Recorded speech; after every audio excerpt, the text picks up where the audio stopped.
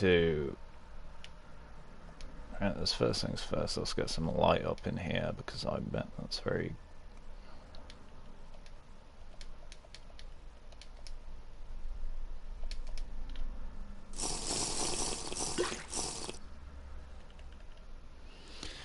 Alright, so we've got a basic admin room. I'm not actually happy with this admin room, but I'm gonna go double check something, because I need to check that the audio from my mic is coming through.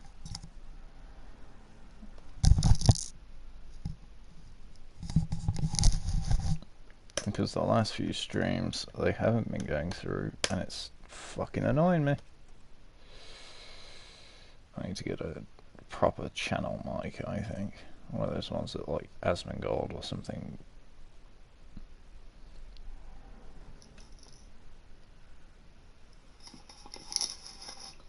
Because the last few streams, they... Okay, so that's working. Alright. I can mute myself now. So we keep this window open to check comments and spectators. And then I'm guessing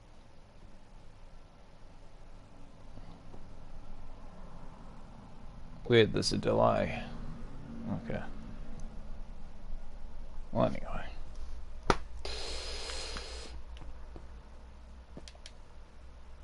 Yeah, doubt anyone will see this channel ever. Probably don't, honest. Like, analytics hates my channel, basically made it dead. There's no fucking thing going on here, so like the idea that I'll ever build a channel is just in the water. But I'm gonna be honest, like, it was always for fucking credit. Like, ever since I became a COD champion, it's basically like this. I won, I got no credit, no fucking fortune, no fucking, you know, competition, no invites to the leagues, because I was too young. Am I salty? Am I bitter? Yes, I fucking am. The entire system of gaming has failed. I'm chasing other prospects in the real world, so this has just become a hobby. I'm not uploading as much as I used to, and there's a reason for that. And wouldn't you know it, I got out of depression as soon as I fucking did. So that just goes to show I was playing games to keep myself out of the real world. To keep myself out of the real world. To basically fucking fall back on something because my life was shit. And wouldn't you know it, as soon as I started living life again, my life improved. And I gotta fucking do that more.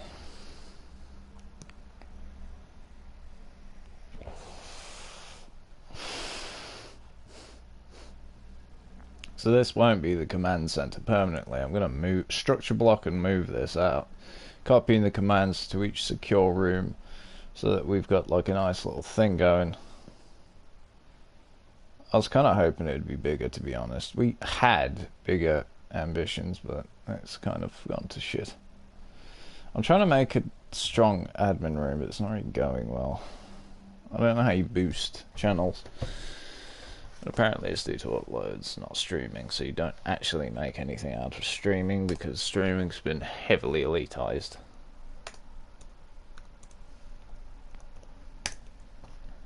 Let's just go back to this.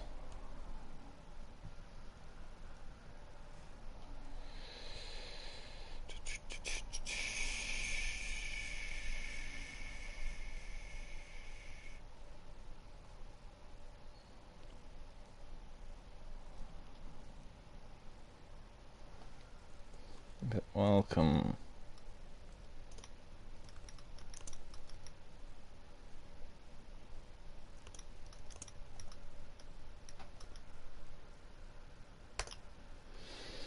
But welcome all. If anyone, engage with your audience. What we got? Start Q&A, start a poll, close. That's not gonna happen. I'm just gonna fucking spam whatever this is. Let's see what that does. Probably brings people to the channel, I don't know.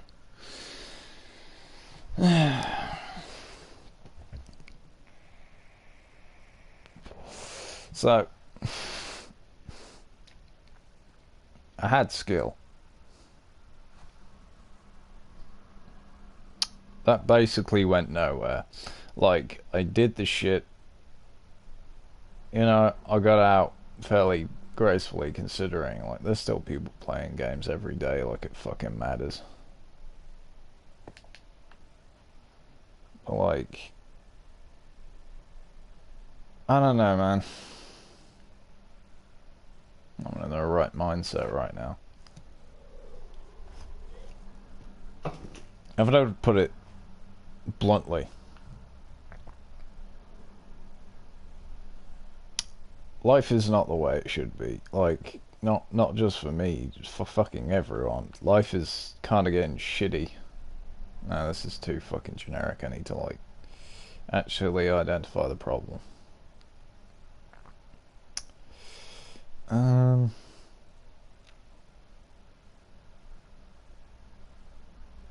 not at my apex right now. I've just fucking woke up at like 1 o'clock. I'm still dealing with the fallout of my depression, so I'm not at the apex of my mindset. Oh my god, I was a fucking genius back in the day. It shows, but like, I'm not at my apex right now. I'm fucking still dealing with the fallout of depression. That means I have to like learn about like when to drink caffeine, because I had like a caffeine stress thing, which isn't a diagnosed mental condition but should be, because they keep labeling it as ADHD and autism, and it really isn't, because it just fucking isn't. Like, it's manufactured. Wasn't born with it. I kept trying to tell the doctors this, but they don't care. Basically, I used to be a fucking genius back when I was in school. I used to terrify people with my fucking predictions, because people were predictable. I had logical associations, archetypes, entire mindsets of personalities built into my mind from observation, and I could predict what people were going to do, what people were going to say, and it used to terrify people. I fucking loved it. I loved it. They thought I was psychic. I don't have the skill anymore, but it can be learnt again. And that's entirely what I plan to do once I'm, you know, it's just a parlor trick, but enrich my life, you know what I mean? I could use it to enrich people's lives literally by like exalting them out of depression, by curing their depression, like a kind of the best counselor to exist, if that were the case. I'm thinking about it.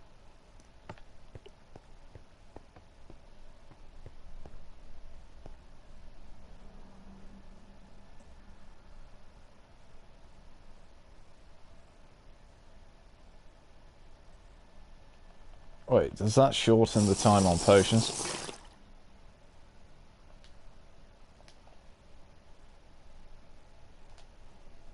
No.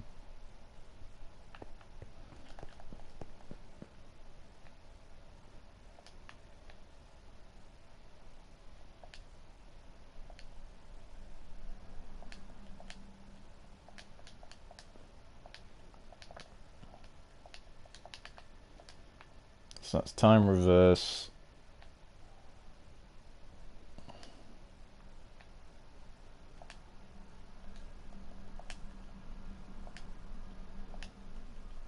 $50. Oh, I can't put 50 in there.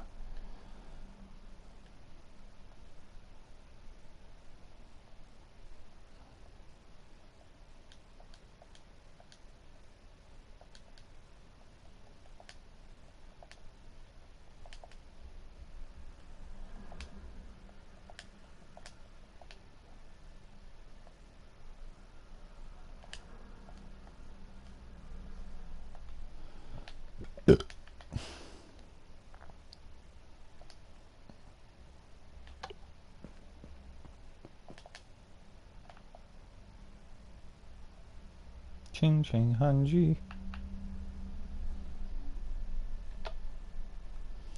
That's looking good. I should really have redstone lamps for the chain ones because they're not buttons.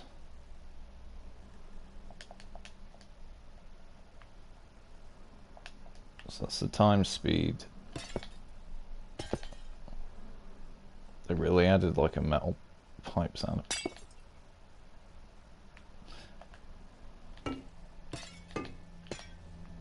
Okay. It just nukes my ability to concentrate. So time slow down, and then I activate this, and then wait for it. Okay, so that's good. My friend's gonna get a laugh out of that when I activate it. Okay, so we got fucking kill dragons, kill withers, kill iron golems because they fucking like to spawn a bit too much. I'm probably gonna have a state changing machine on the map border. So like, how would I put this? It would moderate the number of mobs causing lag at a time, like the entity mob limit on. I need an observer to demonstrate, so this would be a daytime ticking thing. So every day there would be a command change where all the mobs would be killed and replaced with new mobs with a similar, you know,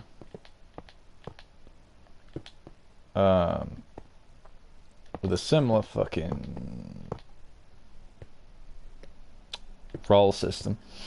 They would all be isolated so that they would take their respective roles and everything would work like clockwork, literally turning Minecraft's world system into a clockwork system where everything is run by redstone and commands.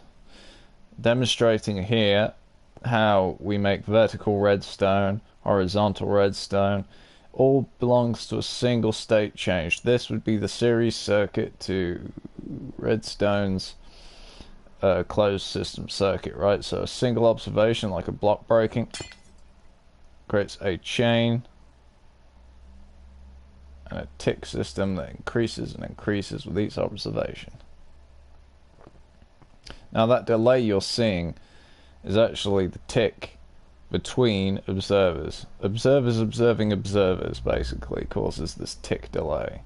So you might notice 2 redstone signals, 4 redstone signals, because it's amplified by the number of redstone lamps we have. To destroy that amplicity, you must let the ticker drain. So there is a downside to this redstone system. And you have to basically make it so that each one of these tick generating blocks. Okay, maybe we can't do it like that. So there is a certain limitation to this redstone signal system, but it basically doesn't have corners. Yeah, to basically get rid of that tick delay, you have to like put an observer in between each lamp, like so, and this creates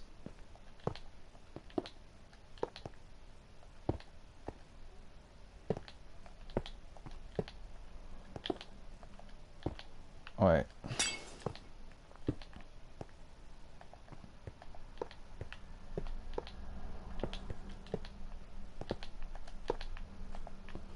And then this creates a chain which doesn't have that delay. See? Okay, maybe it is delaying. That must be the update. Well, I guess it's the closest thing you can have to randomization. So what you do here is we have a closed junction, basically a redstone clock. How do you make it work? Well, it's as simple as this. Any of these redstone lamps become a node. So you can have them like this. You can have them like this. And you can have them like this. And they will keep chaining. And the best part is that these are solid blocks. So you can just, you know, turn these into like whatever. But for me, it's going to be these commands. These will be redstone activated and on the world border. So this is going to be a massive machine. This will basically be the daytime ticker, but also it will make sure that rules are remaining true and false throughout the world. So for example, if I wanted an out of bounds fog field, I would have a structure block saved and loading a gas cloud to keep people away from the world border. That's so that they don't go through. But I want to make it available to them that should they so choose to leave the world border, they can. Out of bounds where it's kind of like dissuaded that you go out, but not impossible to the point where you can't.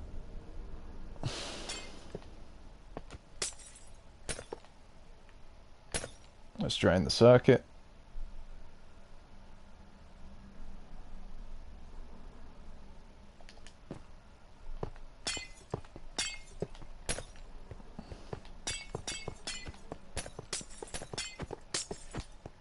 So yeah, that can be built in survival Minecraft, should you ever need it. I'm sure it's a recipe for piston doors, I just haven't tried them. In fact, I'm gonna do that now. It's probably gonna be the most chaotic piston door I've ever created. Okay. Maybe the geometry of this location won't allow it. That doesn't mean it's not possible.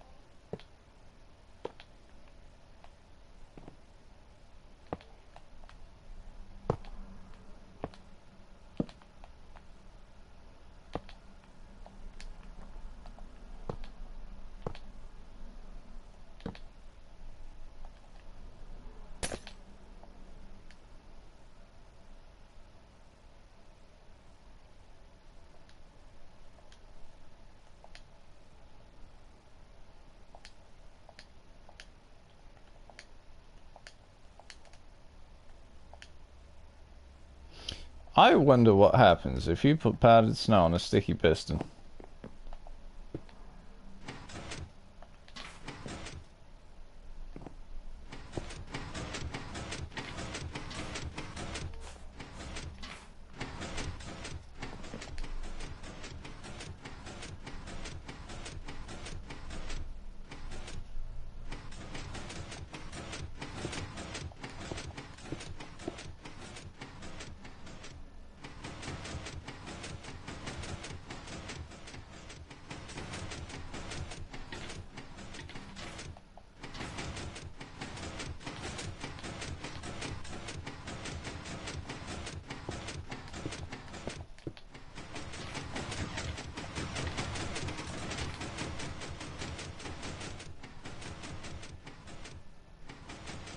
Oh, this is interesting.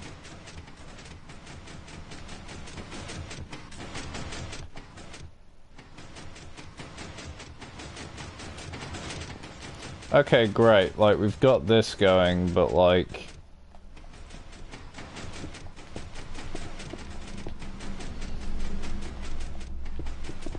so how do we chain this door to make it, you know, go upwards? I guess the observer could do that too, actually.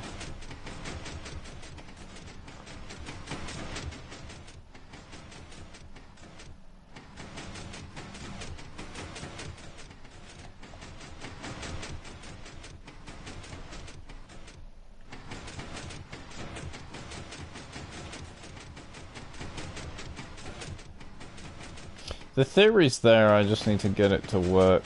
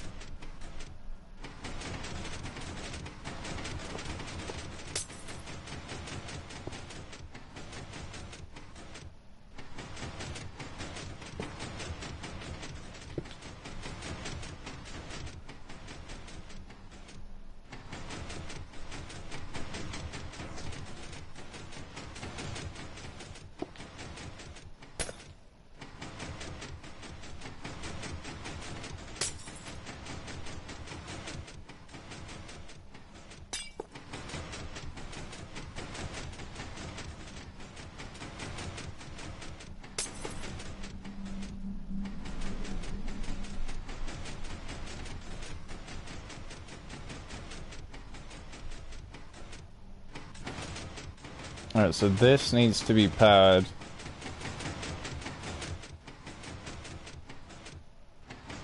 No, it doesn't. That's where I'm going wrong.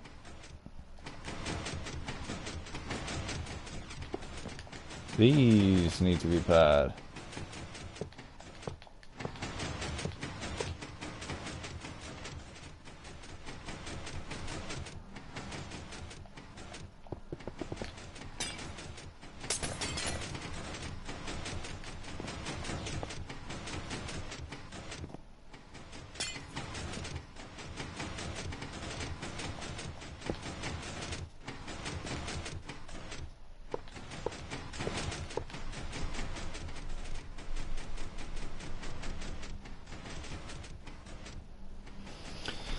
Alright, well, they appear to have made a trap, but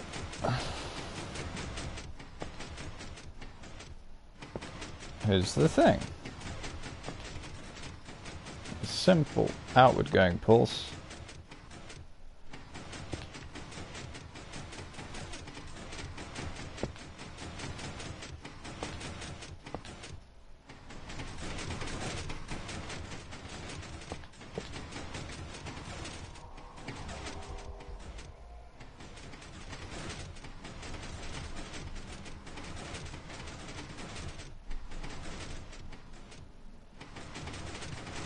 Intriguing.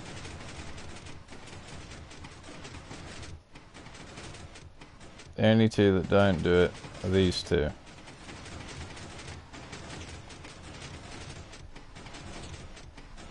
So we go 1, 2, lamp, 1, 2, lamp, and the theory behind it is we're trying to like activate this one. It's a bit of a straggler. So that should activate all of them.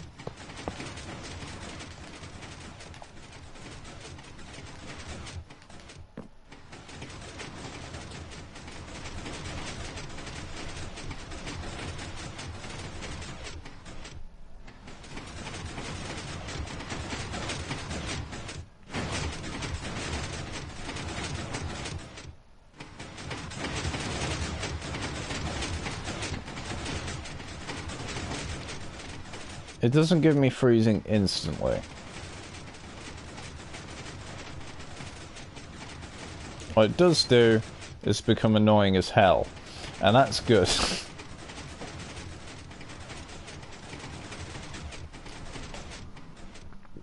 I'm sure I'm cooking here.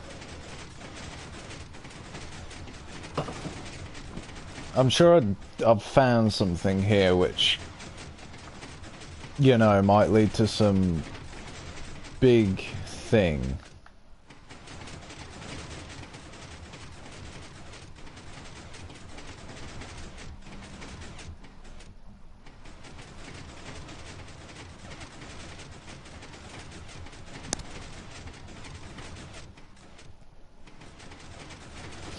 Oh, you know what the best thing about this is? I can make a piston hallway.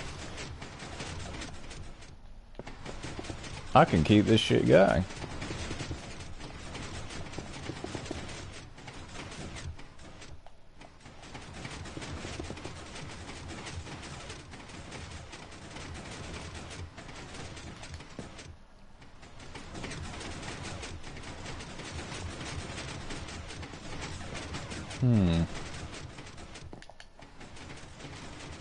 Except how do we do that? So I just thought this will only carry the signal by one. You'd have to have a grid of them.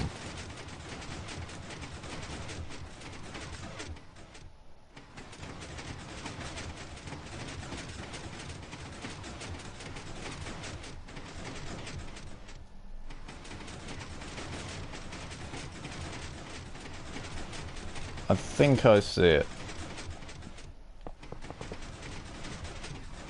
No, that's the wrong block.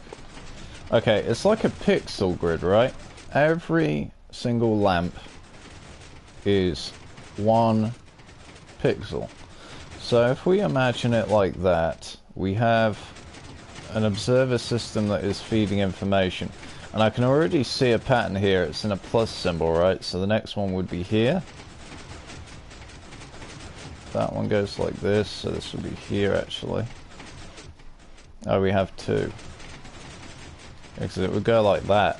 They go 2, 1, 2, 1, so I'm guessing that's because we placed that there.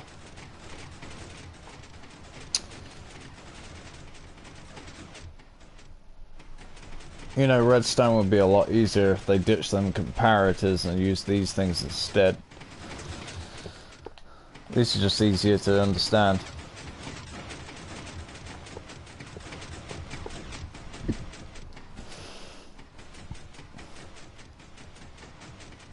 You know, a lot of the problems would be solved if I just got rid of the initial redstone clock. I'm relying too much on this. Right. Yeah, it's too reliant on the actual doorway itself.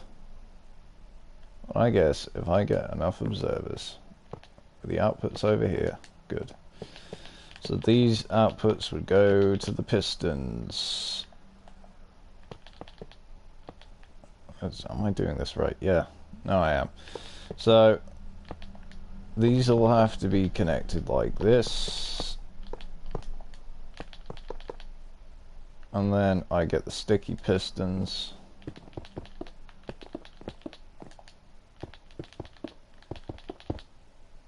The fuck have I just done? Okay. Okay. A new piston hallway design. This is utterly no, I'm fucking inventing here. I am creating a original Minecraft mechanic.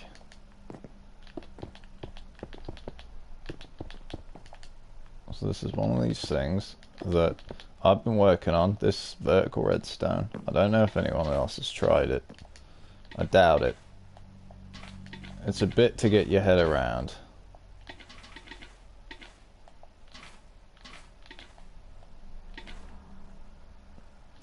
I think people have a basic grasp of how to use observers, but I don't think that they're trying to do what I'm trying to do with them. That's as much credit as I'll give the community, because they really seem to be stuck up their ass that observers are purely for, like, wheat farms and shit like that. Unambitious. They don't experiment. I had the same problem with the Call of Duty. They don't experiment. They always choose their meta weapons and shit. Same with Minecraft. They use their fucking observers for wheat farms when there's so much more fucking potential in them. It's just how it is.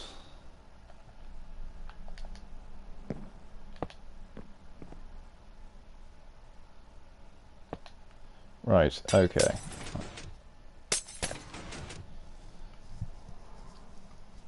Ugh.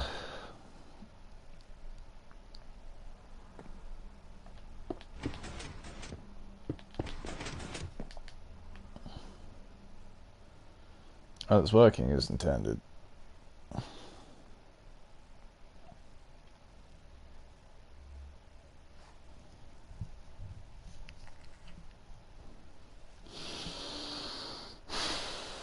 Okay. First we need a redstone clock.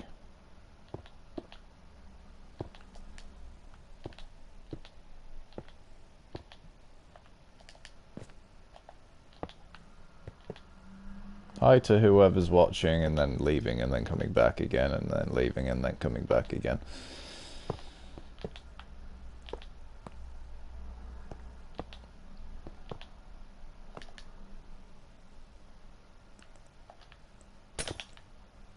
Right, so I got a functioning redstone clock for this system. So now we need to think about, so there's one there, there's one there, there's one there, there's one there. We're not going to get all the pistons, I don't think, unless we do them separately. So it'd be like this,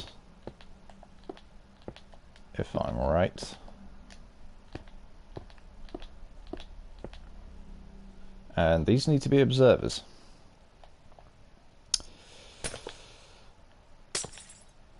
Those are observers facing the wrong way.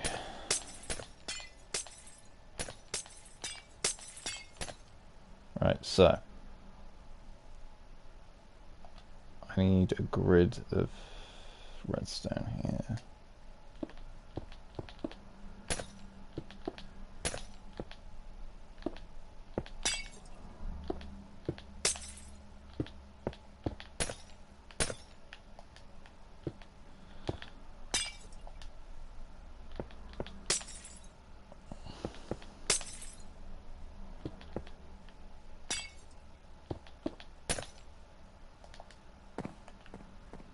I call these infinite helm machines because if you don't know what you're doing and you claim to know what you're doing with these things, they can ruin your world very quickly.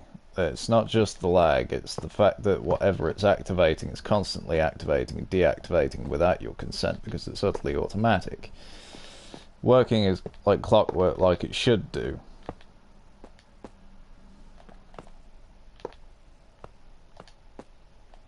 If you don't understand the theory of this, you shouldn't try it. I hate to be an elitist kind of guy, but I'm more of a game exploiter than a redstone engineer. I just understand how blocks work and the logical functions that they result in.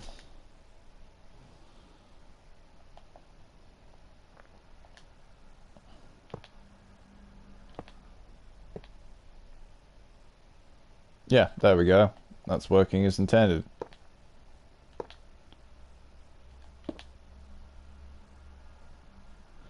So then these observers carry the signal through the lamps.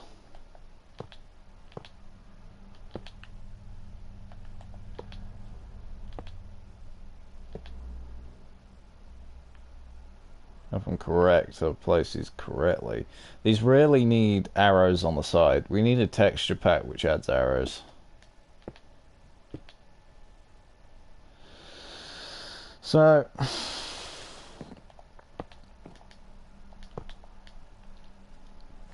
now I'm left with a question. So that's a junction. That's how you do it. So you have to like crisscross them, and then you've got yourself a nice little neat wall of these. Now I've got to recreate this using the nodes we have available. So let's see.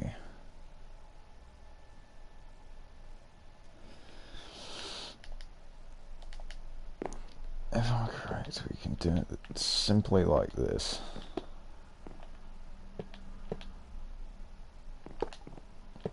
That's backwards. I placed them on the wrong way around. I'm an idiot.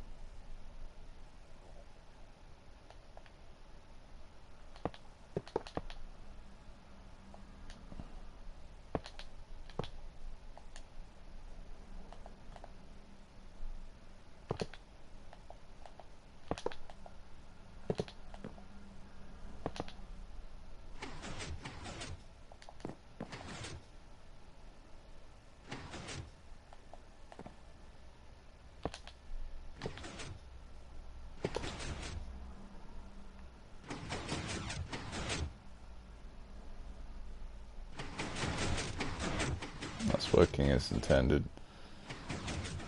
Okay, so everything there is working.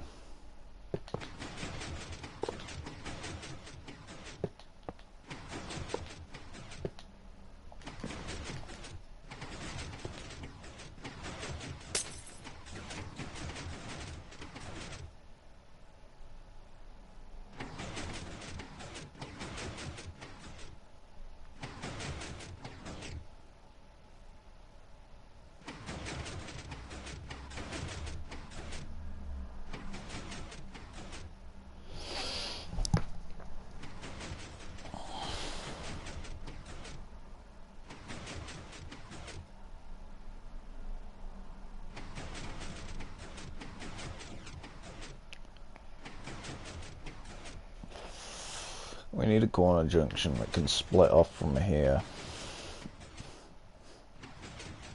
See, everything so far is following a grid pattern, and I need to break that grid pattern somehow.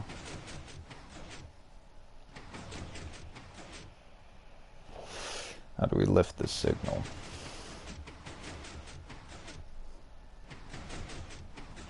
Wait, is it as simple as this? Redstone dust. I will laugh if this is the answer. I don't use redstone dust for anything.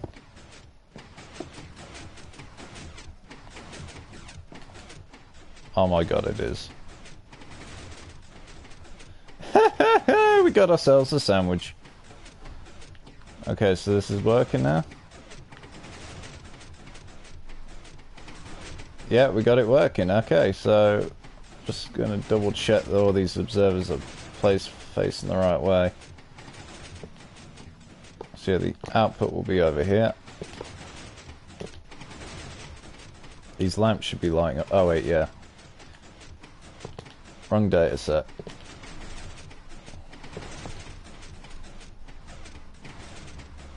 So that's going to there. This is lighting up this, which means we've got our corner node, which means I can do this now. Skip one. Waiting. There we go. So we got our, yeah, we got our ignition. Cool. And then we just do the same thing here.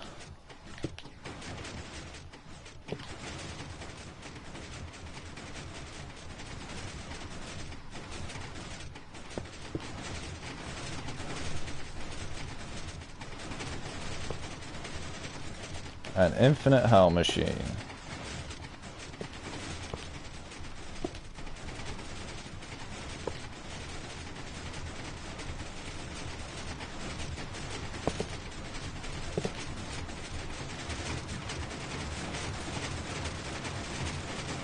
This will keep your people at your base.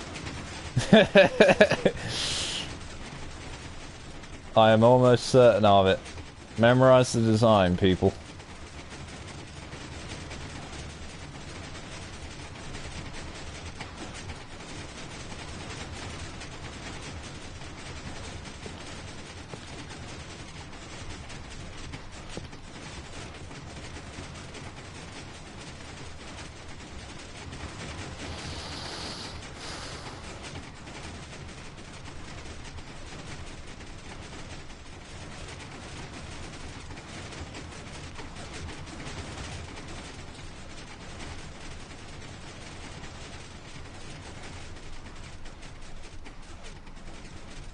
I thought something was wrong there. Machine's off center to the door.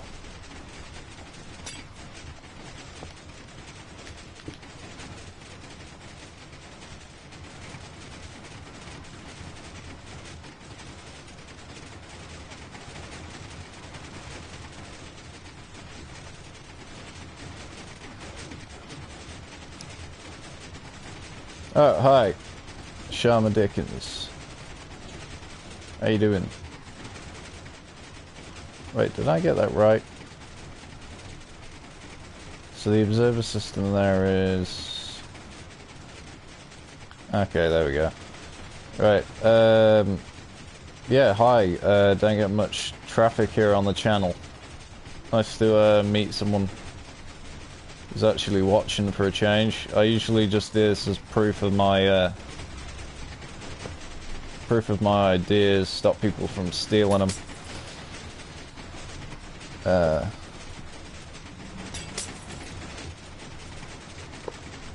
I'm always experimenting, so come back at the channel, you might get some nice things to improve your world with.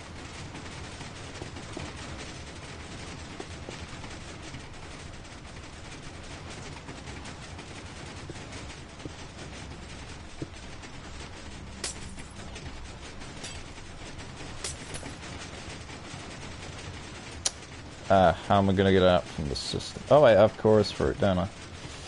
Show me your skin? Sure. It's a mob spawner. It's my favourite block. It's representative of exploiting the game because everybody exploits mob spawners to the benefit, and I'm a big exploiter fan. I'm not a battler, I'm not a redstoner, I'm an exploiter through and through. You can see that with the command blocks I've got. You know, I've got trophies on right now. But that's because I learnt the glitches myself. Cheating is a skill.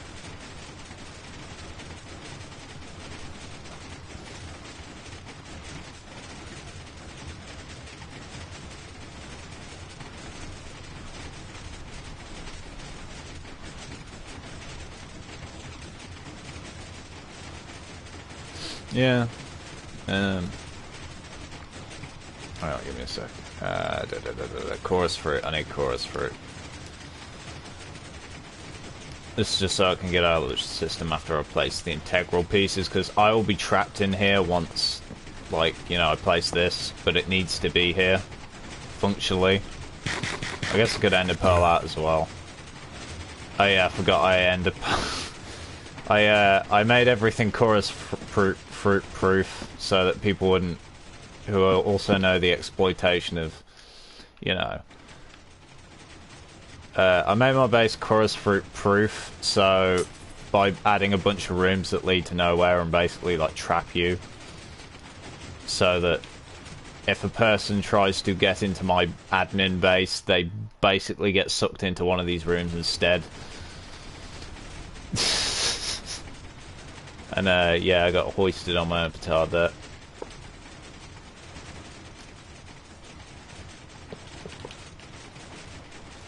That should work. There we go, we got counter movement. If I'm correct, it's 2 redstone here and an observer to put the second line. And it's not working, but that's because it needs to be linked to the lamp on the corner. There we go.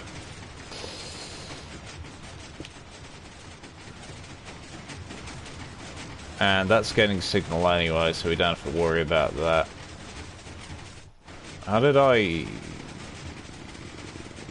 make a mob spawner out of blocks? I can do that with, let's say, like, administration blocks. So, for example, you can make, well, yeah, I mean, just basically this. You can make this, you know, it's a, that's if you're looking for the functional, or if you're looking for a decorational mob spawner. If you want a decorational mob spawner, dark prismarine is the way to go. You can also use wax oxidized copper bulbs for the kind of like flame effects, and that's also because they're just also like, alright, let's get dark prismarine and then let's get an actual mob spawner. I think we've still got, yeah, so it's like the tone difference is not too different, but it's like the closest thing we've got out of all the block tones we have. The closest second thing would be chain, which kind of does have the same coloration, but it's greyed out. It's kind of like a more of a light blue than your typical mob spawner. I actually prefer the classic texture of the spawners when it was just a cage. Anyway, if you want to learn how to get into creative mode, very old glitch. You have to have console edition to do it, and even then, it's not an easy glitch to pull off. You do risk losing your world doing it. I risked it because it was totally worth it. But, you know, it's like, they're not going to patch it, but they're not going to make it easy. There's a reason they took out autosave.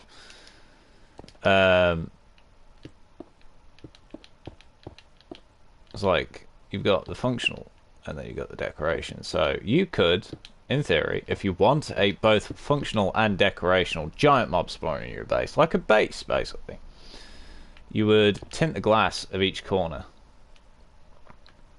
Like so.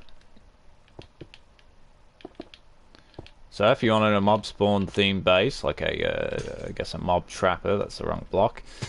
Sorry, this tinted glass is near impossible to see. You would have a tinted glass room like this with no light. And there's a reason for that.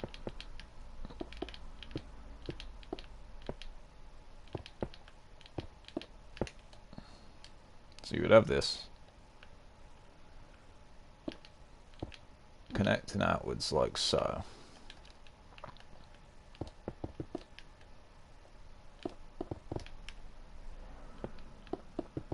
And so if we get the proportions right, I will have to grid this and then find out manually. Because depth perception is a weird thing in Minecraft. It kind of like grids away after a while. Right, so we got a grid. Not the mob spawner. Now you might be asking, how do I make a mob spawner out of commands? That's a different story, but I'll show you how to do that. So if you want to make them look naturally spawning, maybe you want a custom mob, there is a tutorial by a very educated Minecraft tutorial man. I'll have to find his name, but I can't shout out the channel yet. And what you do is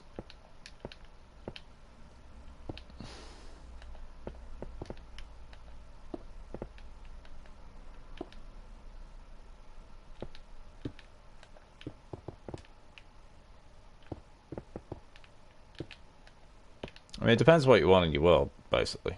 Dark Prismarine, if you want to get it, it is a ocean monument block. So I believe it's ink sacs and a prismarine. Ocean monuments are very, very common. Most world seeds.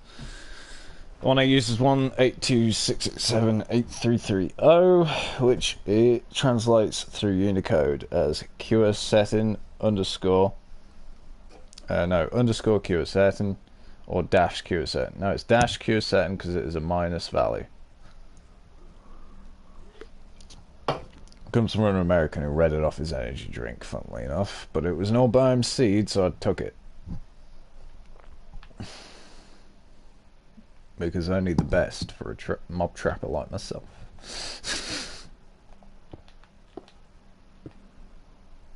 So now, yeah, you can create a mob spawner just like in there if you want the cheap way. But I like doing things a bit more manually. We can also use structure blocks. I'm not going to do that for now. You don't appear to be viewing anymore, so I'm going to get back to what I'm doing, but I'll keep this here for whatever reason. Maybe also use it as a spare room. Kind of like a mob diffuser, basically. Basically, this would draw mobs in because most of the mob count kind of exists, but it kind of doesn't. This would spawn a bunch of unnecessary mobs to hit the mob limit, so that I can basically live in peace on a technical easy node. Because if all the mobs are in one area and they're not going to despawn, then yeah, technically they would just stay here, stuck in this room forever, while I go about my business and they go about theirs. Which I can't imagine is much, considering that all they do is kill players.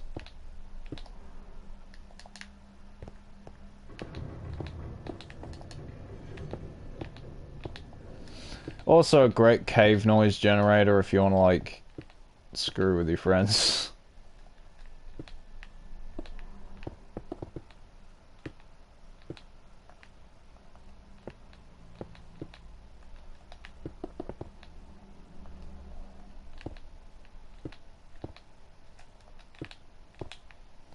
We will get on to more advanced stuff down the line, but until then, that cube room is basically a cave noise generator. Back to this noise. Speaking of noise generators.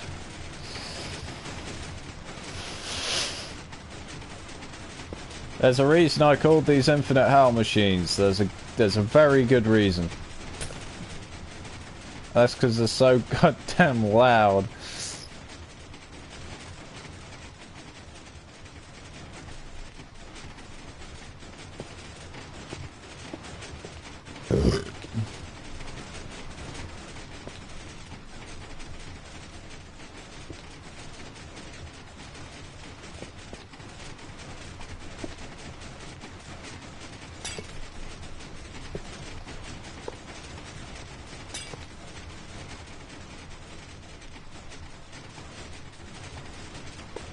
But everything's working as intended.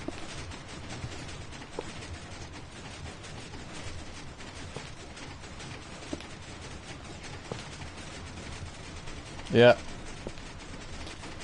They are hella useful though. They work even when you're not there. And they're hard to destroy. Easy to replace because everything's just a grid. Your basic formula of... Oh, it's a mathematical formula placed onto 3 dimensions.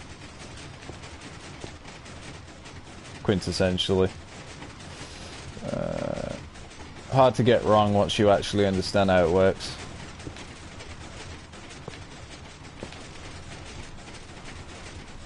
I wanted industry once. I envisioned a massive factory. Something like this is exactly down my ballpark. This is the kind of stuff you want for industrial revolutions.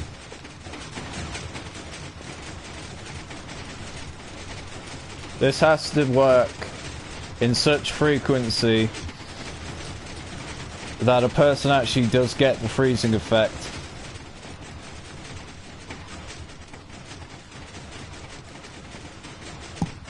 This should theoretically be the easy part.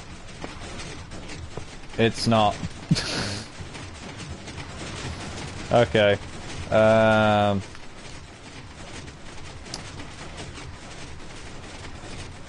Oh wait, no, I'm making this way too hard.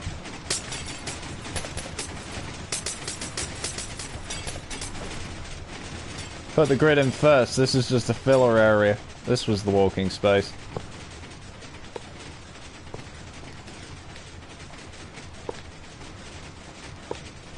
Sometimes when you place a block on an updating block, that block update will erase the block you're placing it on, just in case you was wondering. Right, so now we're done.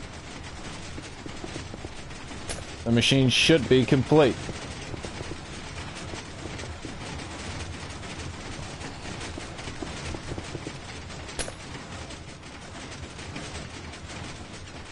Is every piston functioning? Now we have to be meticulous.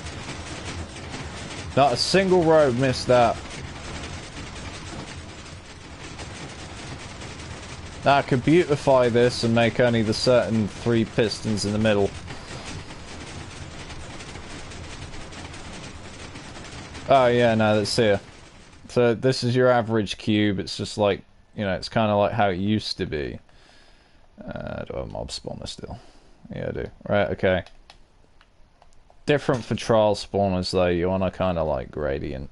So, like for trial spawners for example, so there's a different one for each one.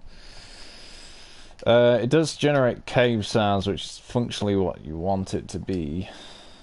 Like spooky, you want to deter people from your base. Maybe you use this as guards for your base. Now, I would say that mob trapping as a playstyle is volatile at best. So basically some people keep dark rooms around their base so that it spawns mobs on purpose, and then the mobs technically work for you by proxy, because, you know, they're basically guarding the base. They're attacking anyone who tries to infiltrate through the dark walls. So you weaponize darkness in a sense. So with this one, you've got a tinted glass and dark prismarine, which is found at any ocean monument. Dark as it gets. And you got a nice one-way glass observation room as well. Like, you can see anything out here. So it does have function. Multiple functions, in fact. Now, if you want to add lighting, this is your best bet. So you want a button and a lamp. And the reason being is you'll want probably just a singular button will do. But you want, like, something that generates enough light to stop mob spawning. Maybe something brighter than that, but you want, like, what is it? It's not the oxidized, you want the... Is it waning? Let's put in waxed. So if you don't use that one, that's the weathered, oxidized. Okay, so I'm guessing the weathered's going to be brighter.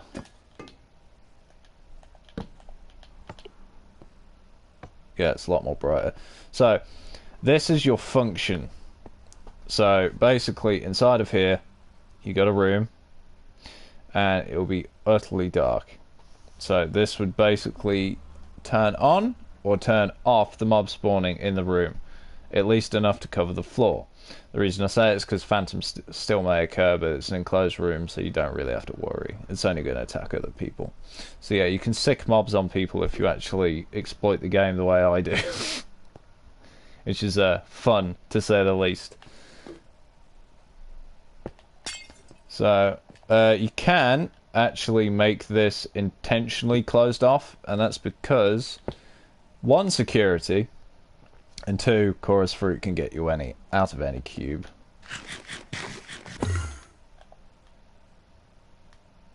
Yeah, that's the I mean, technically I'm not wrong, it's just I'm lucky I didn't get in the maze. The maze is mind-bending, to say the least. I made a whole bunch of teleporters, and basically this is an infinite space. So if I go into any room, it's kind of like the back rooms, but different. The back rooms is a room without depth. This is rooms with set definition of depth, but no perimeter. It's area without perimeter. Infinite area with it's bigger on the inside, basically, what I'm saying. So you pick this, any room leads to any room, and it overlaps, making it infinite. I got the bad spawn. This is the one that sends you to heaven. But as you can see from my Y level up there, I'm now at 2492. Well, I was at 5 something. But yeah, you can also get out of this with chorus fruit.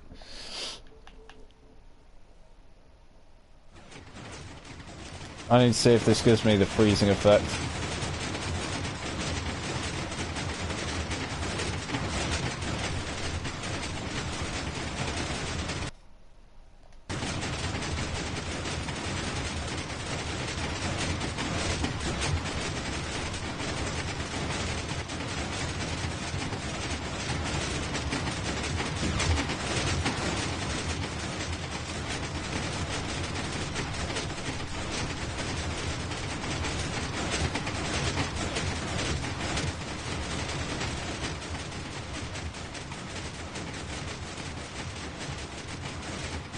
I know how to weaponize this.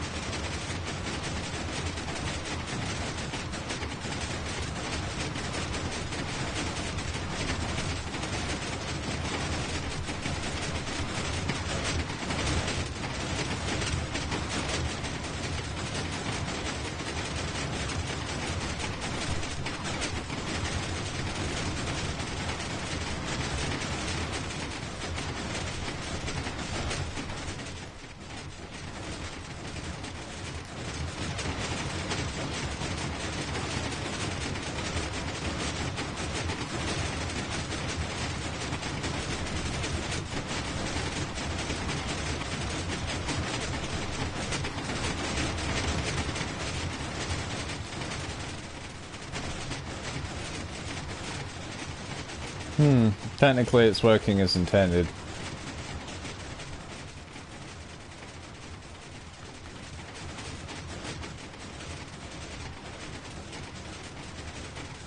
But is it Ender Pearl proof?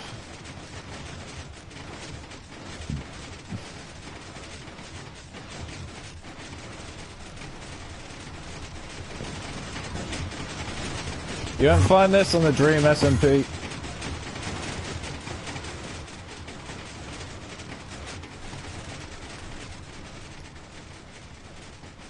Okay, way too high tech.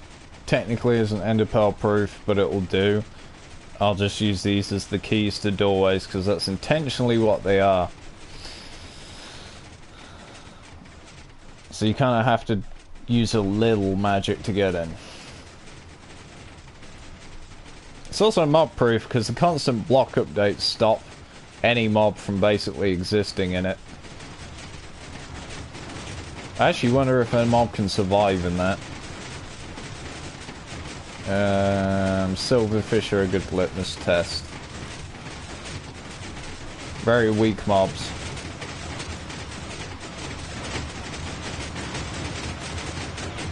But he just got deleted.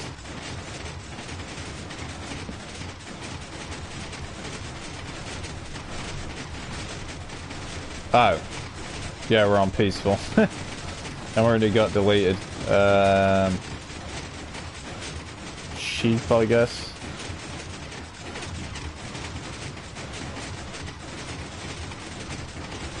We try illagers.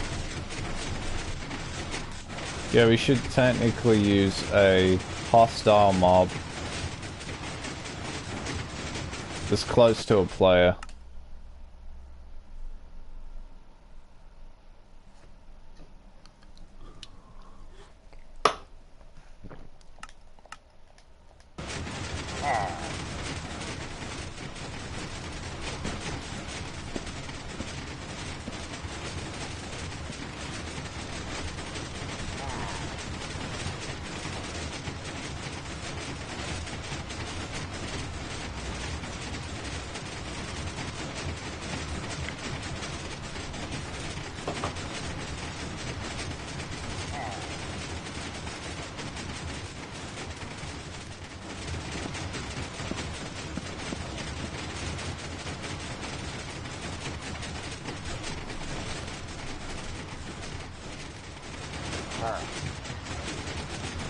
So you can't get out, but you do try to. Interesting.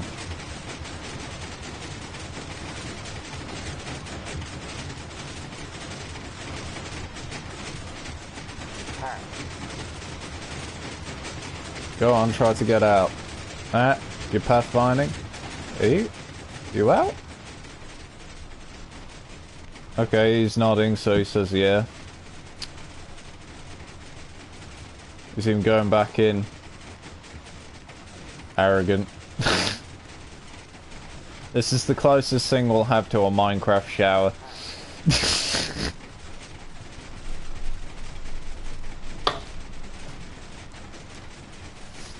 But I can just change the block.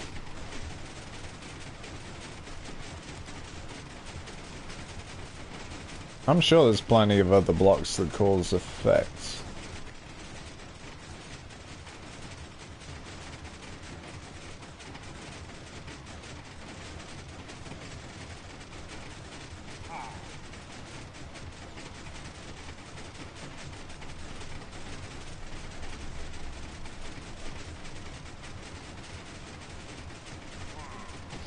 Ooh!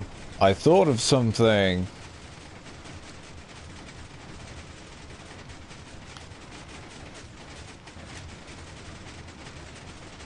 Observe a redstone. Redstone lamp, sticky piston. I need to know this. I need to know this. The moment the idea came into my mind. Please tell me it's double lamps. Good. Will this work in chain? So we have a sticky piston that is directly activated. Then we have an observer observing the sticky piston. It works. It works. Oh my god, it works. Okay, so then we do that, and then we do that, and then that again.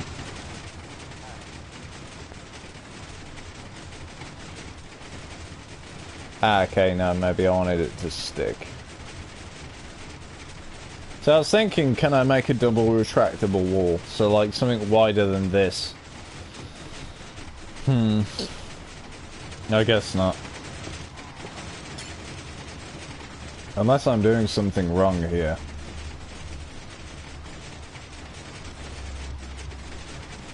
I risk breaking my machine at this point, but I'll try it. Honey and sticky.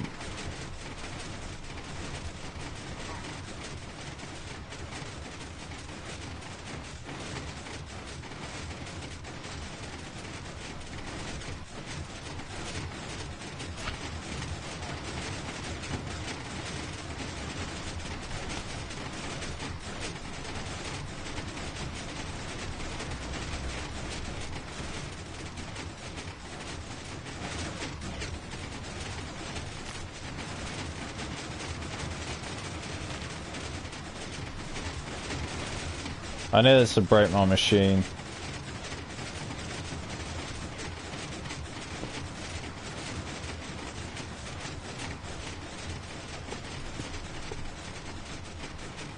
In fact, why did I even experiment to put it there in the first place?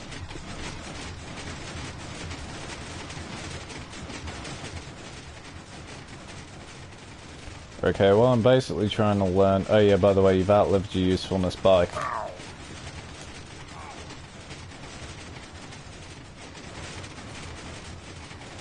Right, okay.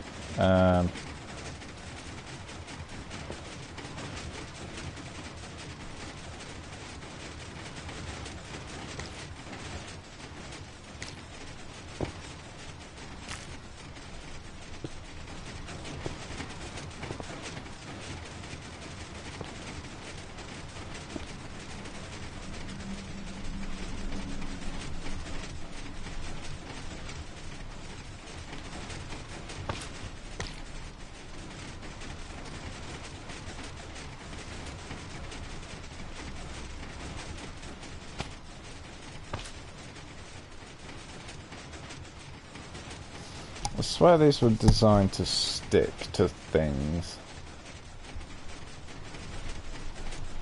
Okay.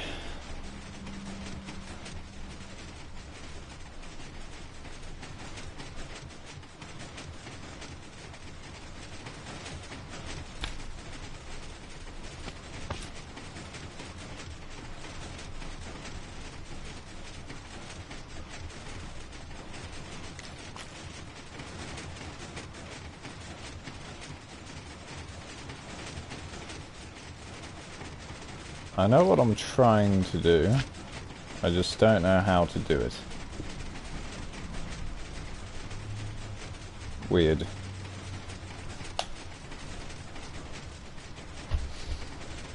So I need that piston to stick to that, or vice versa, I don't know.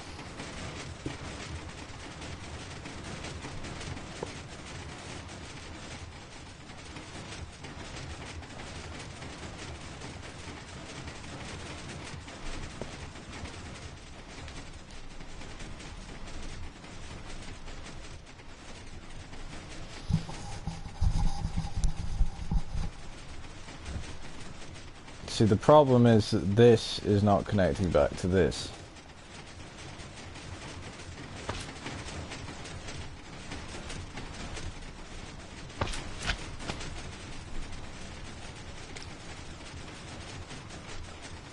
That's doing the same thing.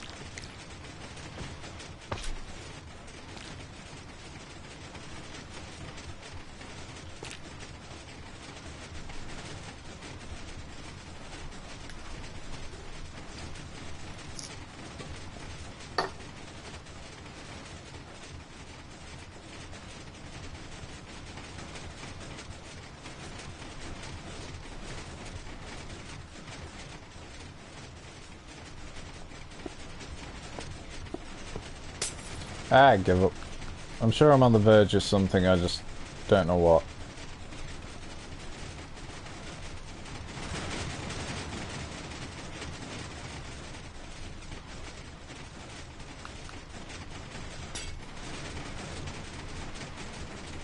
Made a mistake there. Time to leak the machine of its charge.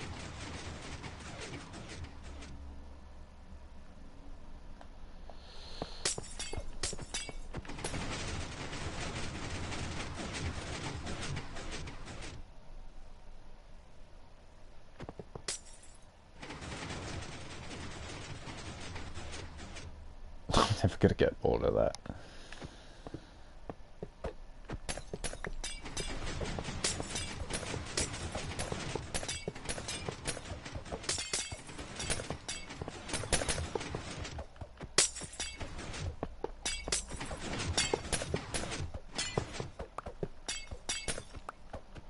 Yes, even when you're griefing the machine, it will still activate as intended.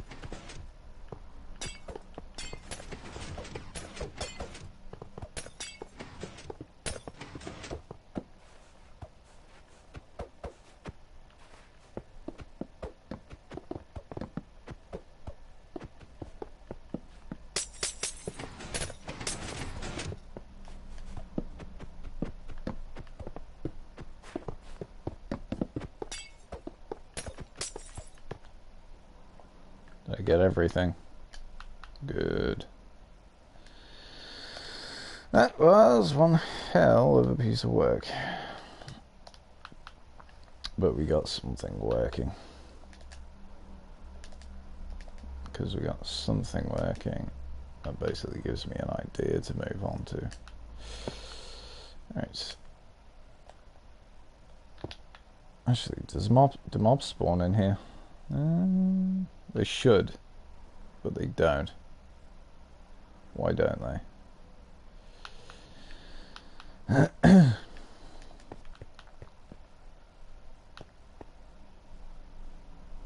Anti-ticker.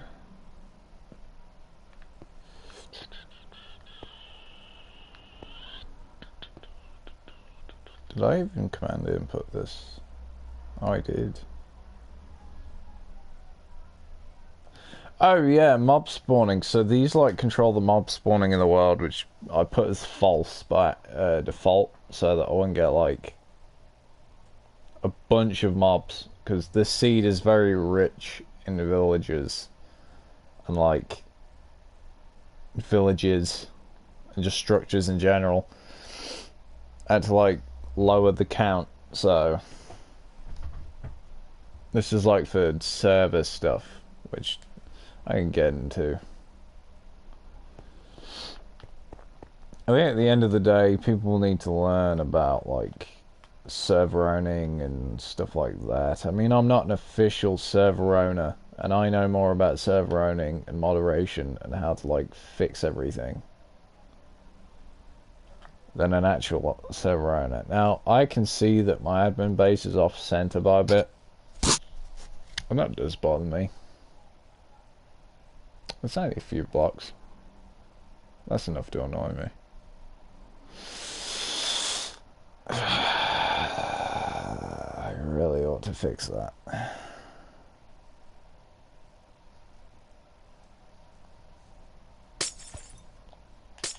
I could have swore, like, I built exactly on 00, but apparently not. 00 is over here.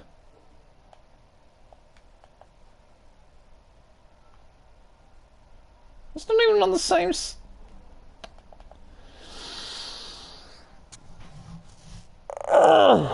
okay.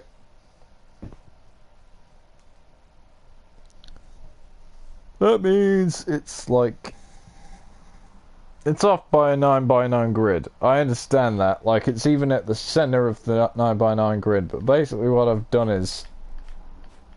This is the center. Where this is. This is neighbouring that grid. So I've gone off by 1 south. Which, yes, is how I build things. Everything's gridded.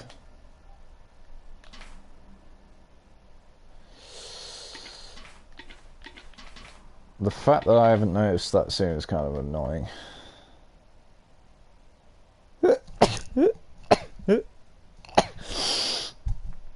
I mean, it's easier to change the internals than it is to change the window.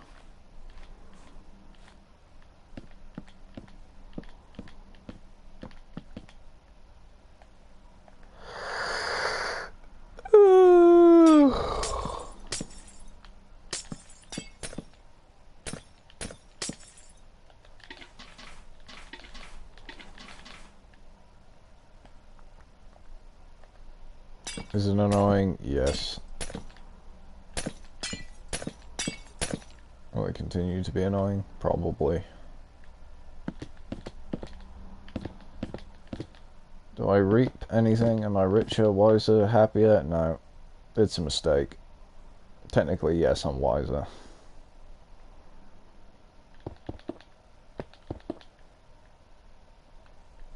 Mistakes aren't to be looked down upon like they are in cancel culture. They are character developmental milestones that you should technically be proud of if you have learned something sincerely. If you haven't, well, you missed an opportunity to be wiser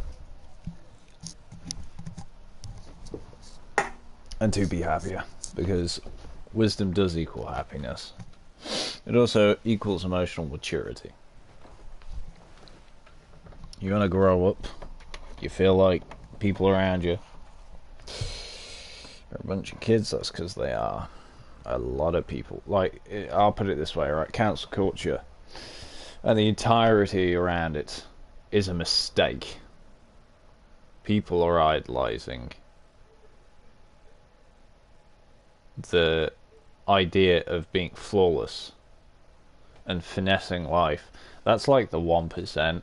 And if you realize that you're exalting the 1% of people who are already lucky in the world,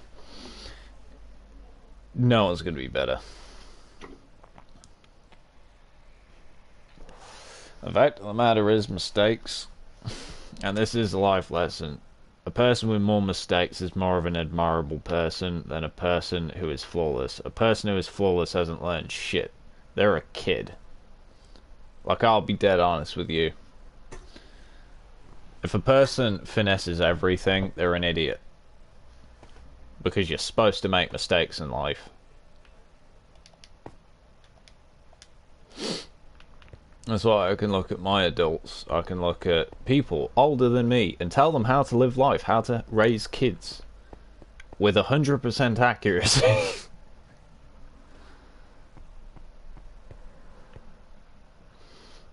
Because I suffered more, I idolise my wisdom, and that's how you do it. You might be thinking this sappy life lesson shit don't mean shit, because I'm not, you know, rich or famous or anything like that. I can make my comeback, and I will one day, because I've been working a lot on inventions, and one day I'm going to be fucking famous, successful, fucking more than anything.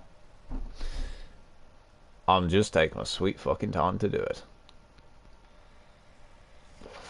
Because the longer you take, the better your life is.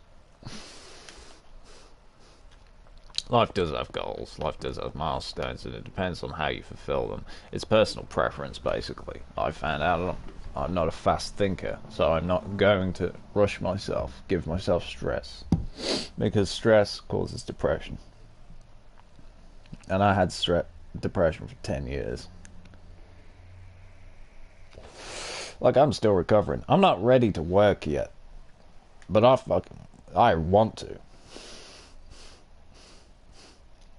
Just to prove I can. Just to show and put to rest my conscience, knowing I've recovered. One day I will. I might even join the army. I might just do that.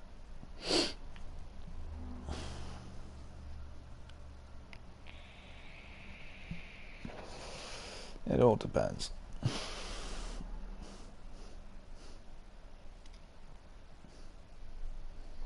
Just gotta double check this mic's still working. Let's see if the mic is still working. Chris and that lot will be on soon.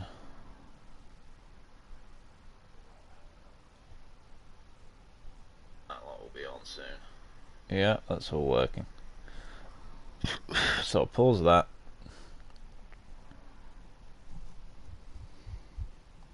What do you want to see in the build?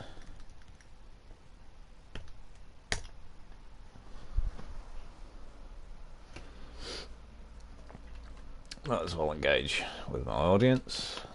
Who knows, I might actually get a following. They're not watching now, but they might.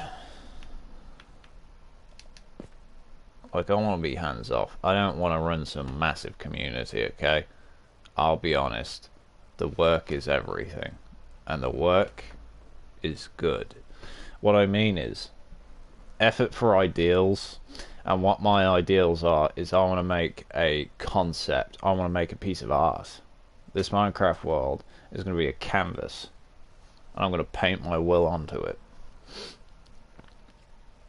To prove I got over depression. Why? Because it's escapism. You see, this is the real world. I can practice real world ideology here. And the first step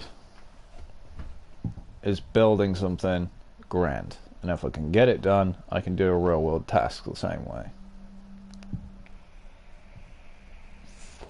And so I shall. And look at what progress I've made so far. I've learned commands without even having a coding book. All of this is just tutorials, simple lines of code that will eventually come into a context. I'll learn the context of the syntax, and then eventually I'll have this entire Minecraft world under my complete godlike power.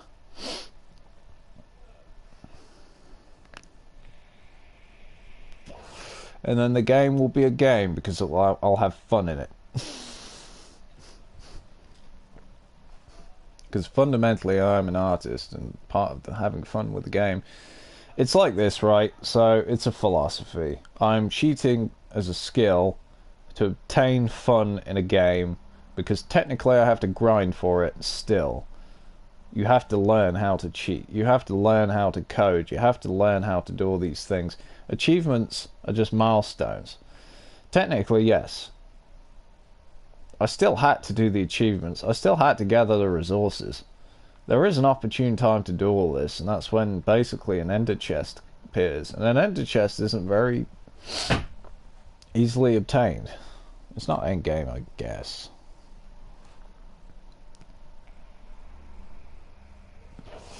But it certainly isn't easy either.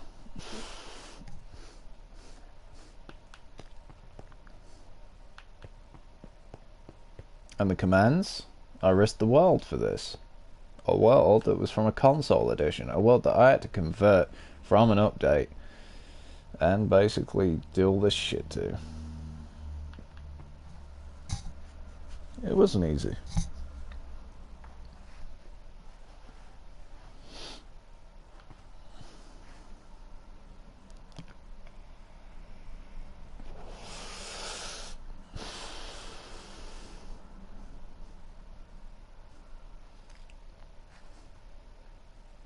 When this server's up, I will actually engage in my audience. Like, I'll let people in the world. I'll invite them through PSN. Trial each one of them. Vet each one of them. We're looking for perfect citizens. People who understand the concept of the server. People who keep the realm alive.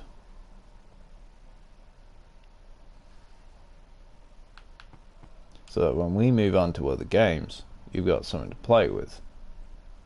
But also, it'll be moderated. I want to bring back the idea of pre-bedrock kind of, you know, just that kind of open, laid back, internet responsibility type of gameplay where it's like a synthesis between the two. Bedrock has too much moderation. Everyone's isolated. Everything's insular.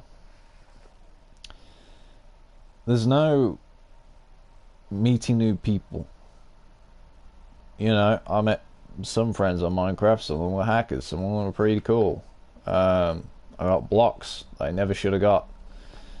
Back in the day on the Modders Army, that was the first instance of us ever owning a faction properly. I dream of armies, people to play with, people to like, just give themselves to the idea, you know? Build an army, play as an army, cooperate, you know? Give call-outs, an actual gaming army that is impressive. It puts fear in the average player that thinks that they're all this. Coordination. Why do I want an army? Simple. I was in one before and it was fucking great. Do I have platinum? Yeah, I did actually.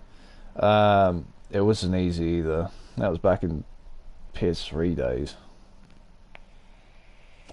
Also platinum Bloodborne actually. I'm very proud of that one. I'm a lot more proud of Bloodborne because Bloodborne was a pain in the ass.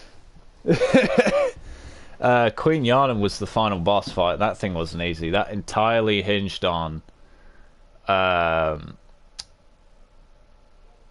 like bullets basically. You have to, because she like puts up these shades and you have to like shoot them to see if they're real or not.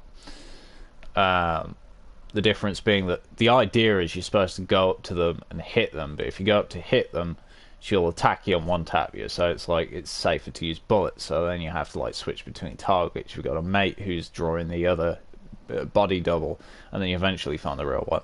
Maybe there's an ad, maybe there's a summon who indirectly targets the real one. Then the real challenge begins, because then they've just aggroed the main target and you've got the ad still attacking you from range, shooting blood at you and stuff. It's very complicated stuff, but then again, that's what I am. Like,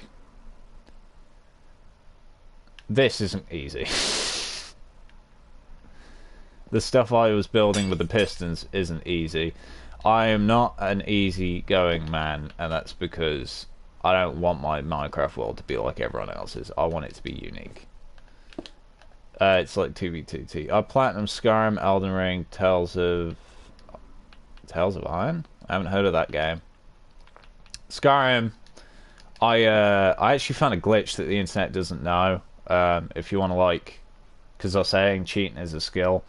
So, if you have telekinesis, and this isn't the one that is on the internet where you fast travel, because that got patched. If you have telekinesis, and you can AFK this as well, telekinesis and object, you need, I think it's Secret of Arcana from the Filament of Filigree Black Book. You can test this. Right? Cast with both hands individually. You're not dual casting. Okay. You know how to do it? Okay. Yeah, basically it's just press start, hold R1, release R1 after you've unpaused, and then you can just leave the game, and as long as the controller doesn't disconnect, it won't decast it. I've done everything in that game. I've played it in and out. The last artifact I found actually was a pair of boots in the base game, which was like, they had like muffle on it and some secret enchant for like speed. It was the one in like, oh, what's it called now? I remember these. They're just basic leather boots, but they had a unique name, so I found them. You have to find them in a locked chest. I'm sure you know. Dead Crone Redoubt, is it? Over by Haffinger. Yeah. Obscure. It was an obscure artifact. I was there thinking I could get Briarheart's guys or something. You can have an infinite of any stat with each enchantment. Yeah, no, I know about the enchantment glitches and the potion loop. The restoration potion, isn't it? Yeah, no. And then you make a potion of enchanting and then you do that. Good, but it can break the game. That's the only criticism I have. Like, how do I put it? Also, the enchantment charge can bug out. Yeah, the enchantment charge can bug out, whereas if you do it with a blacksmithing and you raise the levels there, it's kind of like, yeah. A lot less laggy if you do it my way, but that's just because I like skills, if that makes sense. Like, you're not going to raise your skill level on the stats and the perk trees unless you do it that way, and then as long as you have access to Summit of Apocrypha and Mirax Black Book, you can, like... Yeah, stop after the third time. Okay, thank you. I was hoping there was a way to get... oh, what's it called now? Keening. I wanted to get Keening to have an infinite enchantment, but not even the mods can do that. Because Keening's bugged, and there's no patches that make it better. And you just can't recharge it, because it counts as charged, but then it's not. Same with the, I think it's... There's another weapon that has that bug. I'm trying to remember what it was. Is it Blade of Woe? It's either Blade of Woe or the other one, the katana.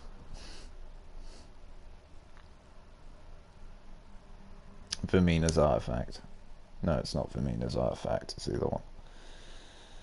Boethia, no, she has the opening mail. It's the...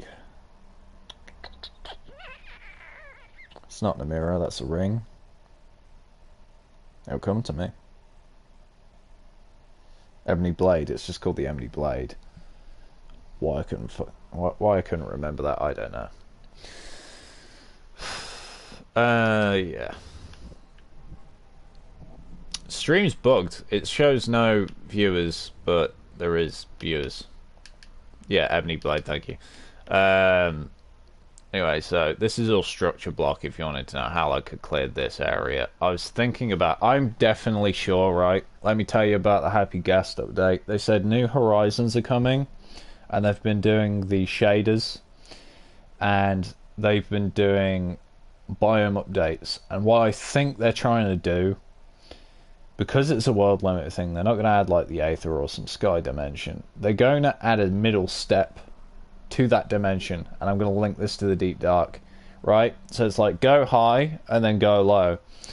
So they're going to add something that you have to use on the teleportation, the portal down in the Deep Dark, I think, right? I think they're going to try and make the Farlands, or they're going to try and make a monolith structure.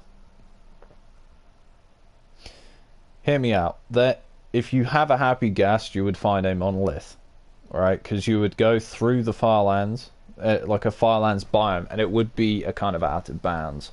I'm assuming, if I'm basing this off of like other games like Subnautica, which have an out of bounds biome, like for example the Dead Zone, where you're not supposed to stay for too long, but you can go there to explore. I'm trying to do the same thing with structure blocks, command blocks, and other things. So it's like a place that will eventually kill you if you stay, but you can stay there for a bit. It's like a high risk, high reward situation, because there is stuff in there that is needed explaining and stuff like that. So, for example, I'm assuming the Farlands is going to have some crazy Minecraft story mode inspiration where it's like the mobs spawn twice as much. It's going to be like a challenge biome designed to kill you. They might add more mobs. They might add like mobs that intentionally look glitched, like some Herobrine stuff. So like, let's take for example, if I wanted to make an out of bounds monster, I could easily do that with a warden. Structures actually, as it comes, are designed with these things in mind. So, for example, we have ender chest, which is where I keep all my admin stuff. I never keep it placed. I never place it down. I'm that paranoid. But you know, servers, glitches, you gotta be ahead of the game. I think this is the Mojang web dev kit. So, okay, so we have a structure block. Let me give you a quick demonstration. That has 10 more, this has 9 more, so this one is the one we keep. This one is the one we throw away. You don't want to accidentally put the one with one less structure block in there, or else, you know, you're going to ruin the kit. So, I'm going to make a quick chamber. We got a quick chamber, so I might as well use this.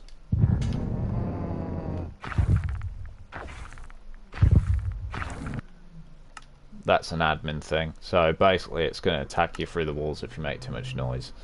I really did go overboard with the admin security. There's like all these randomized teleports that send you to different rooms. It's chorus proof as well. Chorus proof. Not ended pearl proof, chorus proof.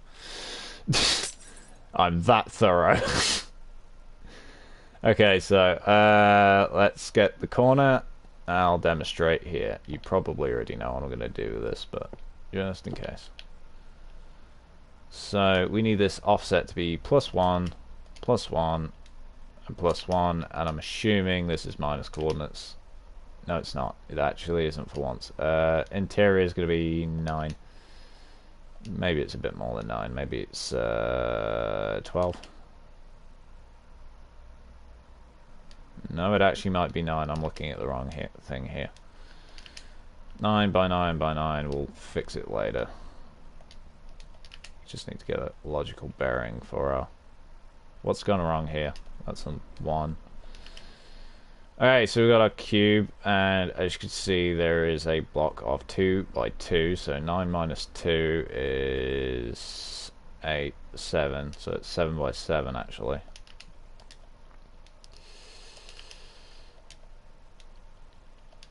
Bit of maths involved. There we go. We got ourselves a box. So this is a demonstration box. So then we basically just put a mob in here, and then we... So as I was talking about the infinite hell machines, the things I was building earlier, this plays into it because you can actually activate a structure block with redstone. Meaning you can have automated world spawning. The only problem is when you have automated world spawning, mobs don't despawn naturally, so you have to kind of have these admin rooms to kind of like command kill mobs every now and then these manually replace them every now and then to keep the enemy mobs where they're designed to be, so you can control world bosses and stuff like that. For example, you want to go to another channel.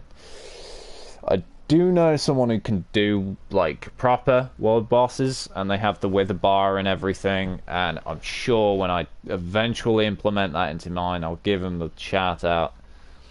But until that day comes,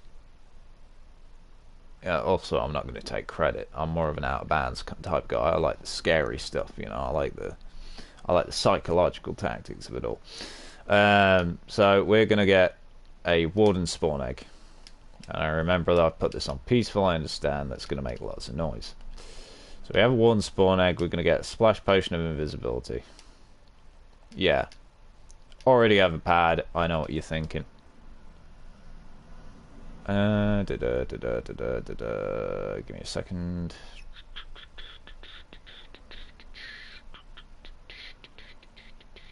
You can also custom make these with the dweller. Yeah, no. So the thing with dweller mobs is it disables trophies. The important thing about my world is that they have trophies on. Like, so this is basically one day gonna be a playable world, a survival world for people to play in. When they get the platinum trophy, they've got the proof of it, they can become an admin.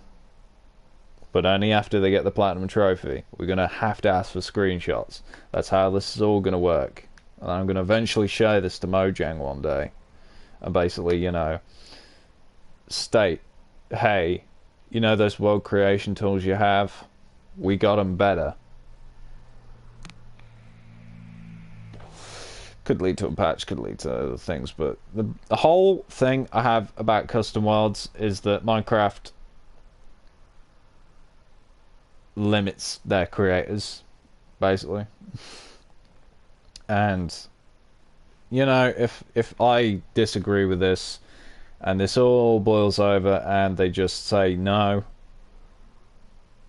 I'll make my own game. I'm doing it.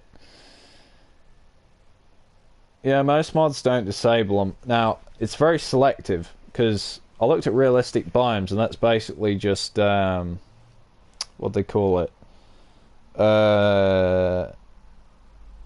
something like distant horizons. I forgot what they call vibrant visuals. It's basically just vibrant visuals, and it doesn't really change the game that much. But for some reason, they disable it, and the reason I hate that so much. Yeah. No, I get the pre-made worlds, but like, okay, so here's the problem I have with mods. They can be trophied 1 week, and then the next week, when an update occurs, they don't. And I don't want to lose my world to that. This is more stable than that. But I've had the Dwellers mod in this world. I've got a variant of this world where I've built more. With like a less sturdy foundation. The admin room looks beautiful, by the way. I mean, I could show you in a bit. But let me just focus on what I'm trying to do, because I'm forgetting. Invisibility. Oh yeah, you can also, I'll show you with this, by the way. So you can have a lingering potion that saves to the structure block as well. So yeah, if you wanted gas chambers for whatever reason, you can spawn gas in naturally. So say like if you want a radiation zone or something, you can with these.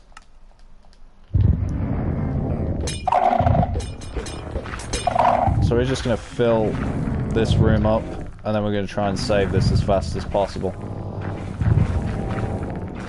SVE. And then we load it. Now watch this. So as you can see, the particles are still here and the warden's still here. So as you can see, the particles are still here and the warden's still here. So we're going to just basically delete them using easy mode. And then when I take it out of easy mode, this should theoretically not spawn them again. Okay, right, so yeah, cool. We got an empty room, now watch this. Give me a second, give me a second, give me a second. I'm gonna find the exit. So, I've got to use the redstone to activate this, or I'm not proving my point. Hang on.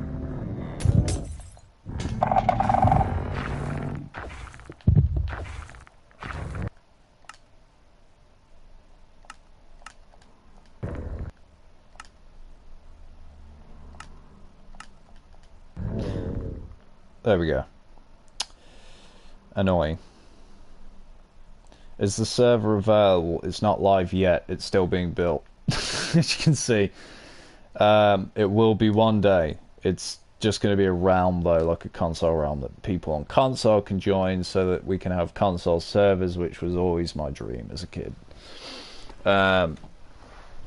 PC always rubbed it in our faces that they had servers, and I just kind of want the same thing.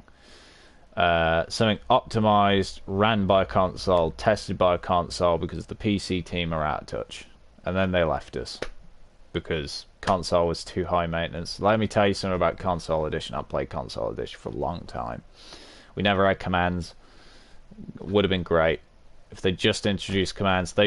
What they should have done, right, is took console edition and mixed it with Java's parity instead of taking Bedrock even anywhere. They should have just abandoned Bedrock and made it console edition. And the reason I say that is because hardware is always designed to improve, and console edition, what's the goal build wise?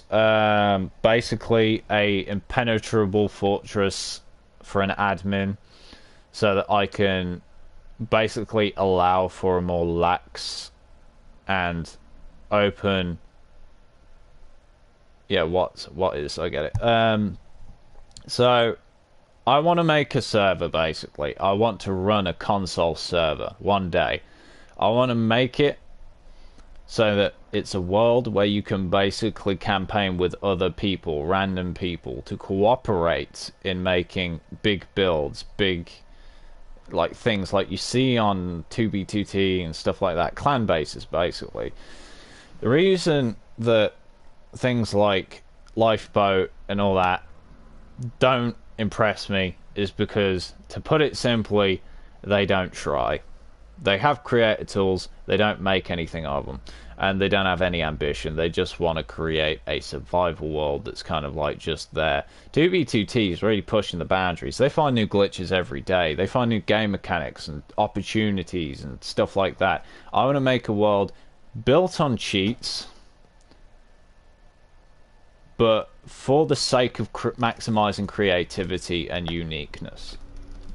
I want to see a mind-bending redstone structure. I want to see, like, a command block city, if you know what I mean.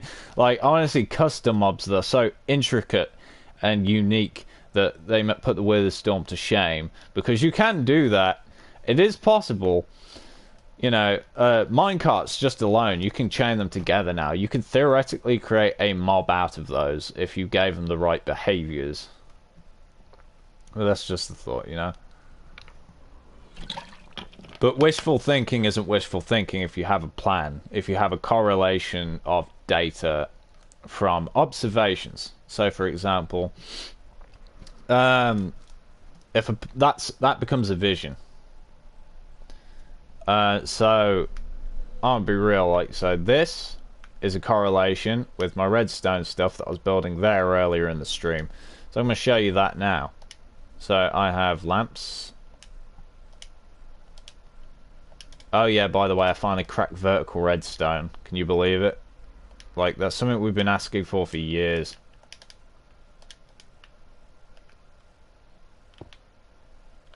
So then you do this.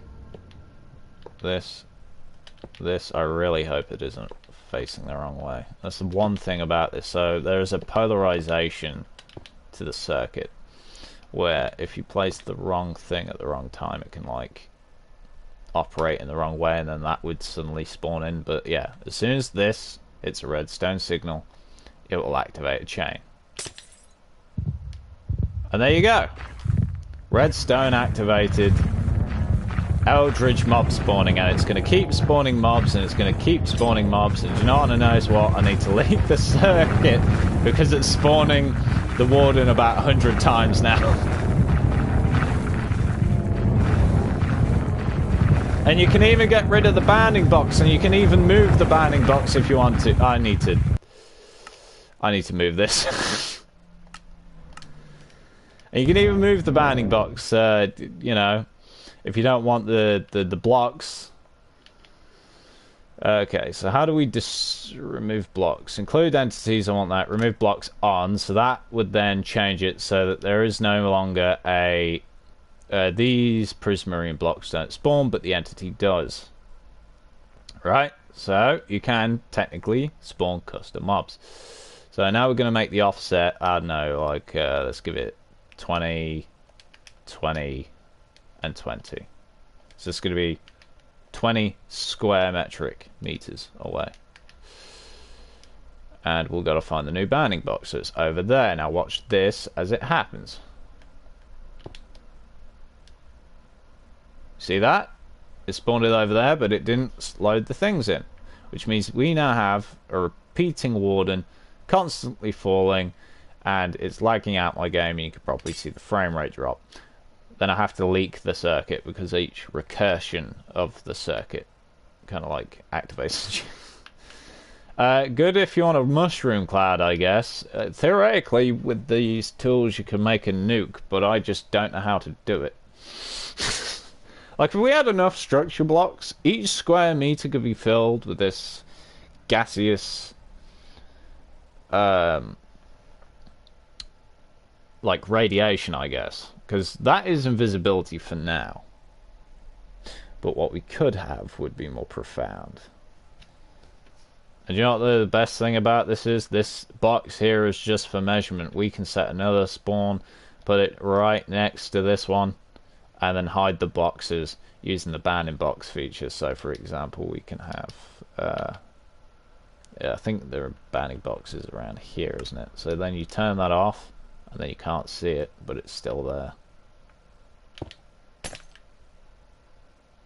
See? Immersive. We are reaching greatness. This is how it's done. I dream of the day that I can make a custom biome with this stuff, because I can. I do believe if we have enough of these machines operating on the size of chunks, and we have each square chunk measured out in a grid, theoretically, when everything started, you would have to create a very specific, fast working circuit that would trigger all these off, and some kind of timed piston system that would pull the lamp out for an express period of time. To deactivate it, probably have to be a Boolean piston, and they'd have to have an operation room. So a biome operation room would have to be a thing. But because of allow and deny blocks, we basically have like a no access kind of layer. You can just make like a new level for bedrock if you have to. What goes on beneath the bedrock isn't the player's concern. So you create a wall of these, and you can wall someone in, and you can create out of bounds monsters that they won't see but they'll hear, and they'll be scared, because that is a new level of horror, my friend. That's environmental horror. Nothing that the Dwellers have got. Though I will admit, Schizocraft's first debut, I had the Dwellers mod. I had the hidden villages and stuff like that, and it was fun. From a gameplay perspective, it was very fun. I actually do think that Mimic Dwellers are the closest thing to something that should actually be added to Minecraft, and the reason I say that is because it's high risk, high reward. I don't think they should spawn at night like they do.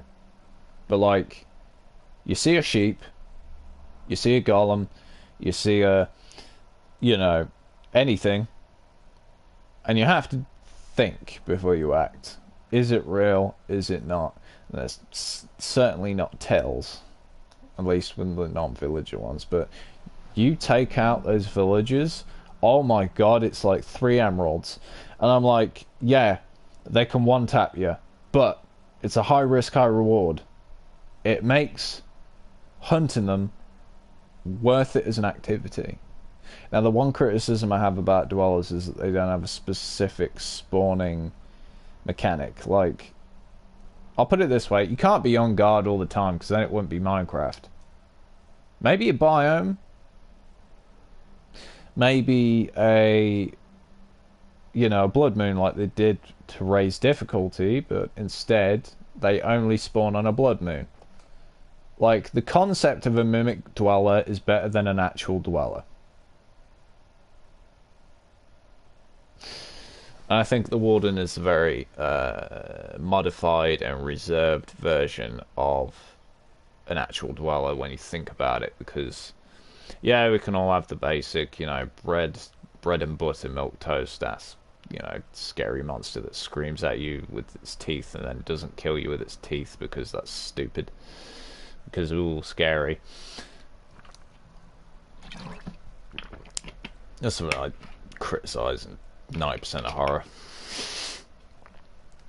You wanna know what's really scary? Bug mandibles. That shit is alien. The single cave dweller, yeah, I know.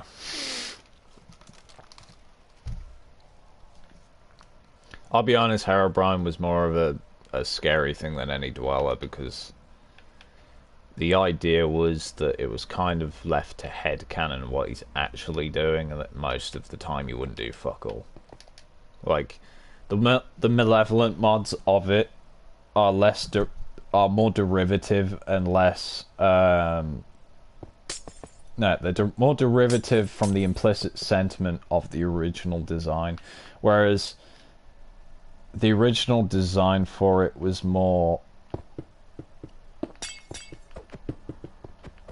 vague, more undefined. Like, Herobrine was an eldritch horror in a video game, basically, which hadn't been done before, so at the time of everything happening, it was ahead of its time.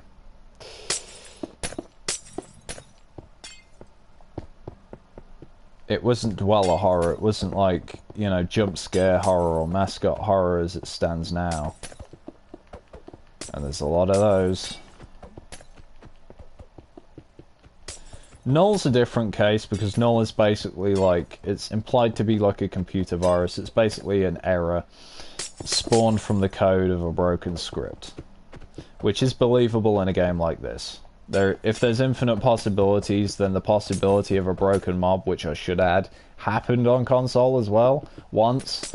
You'd have, like, mobs with the wrong behaviors, mobs with the wrong textures. It was funny as hell. That happened on console once. That did happen. It was update 1.8, I believe. That's back when updates were like snapshots, and snapshots didn't exist. The kind of proto-snapshot system. I look back at that as being one of the best years for glitching, because it was like, devs would just give you every enchantment on a piece of armor. Like, that's the most common one, well known. The other one was like broken mobs, and you could get some really unique specimens. I kept them all in cages, all name tagged, so that it wouldn't update.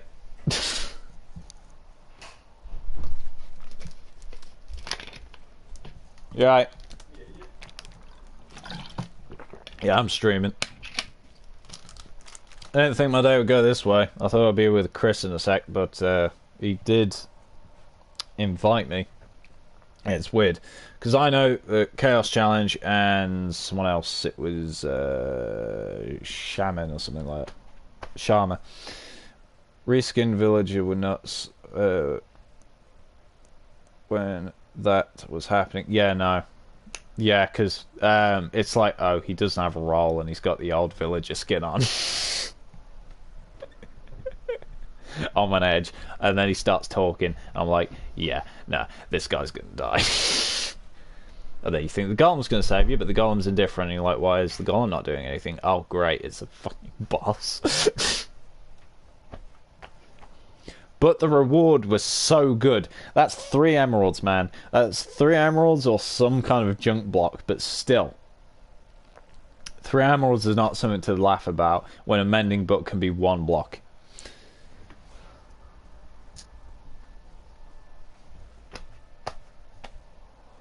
Where's my vape? I'm sitting on it, aren't I? No, it's gone down my pants. Okay. What was I saying? Yeah, no, like even the cows, they drop you a whole bucket of milk, but a bucket is a bucket. Like for big projects, more buckets is definitely welcome. Look at all this lava that could be replaced into a sea of lava around someone's base. You know, it's about looking at Minecraft as a resource, looking at the infinite possibilities of a single block and making some big shit out of it, basically. Like, there is not a how do I put it? I'll move to the other world. I'll show you the other world, because like, I was just talking about infinite possibilities. Like, I got one of the best seeds from console edition to date. So I've got a fully explored version of it. It's called performance mode because I like ran everything through this from like you can see the my controller's disconnecting. Give me a second. I've got to get the charger from downstairs.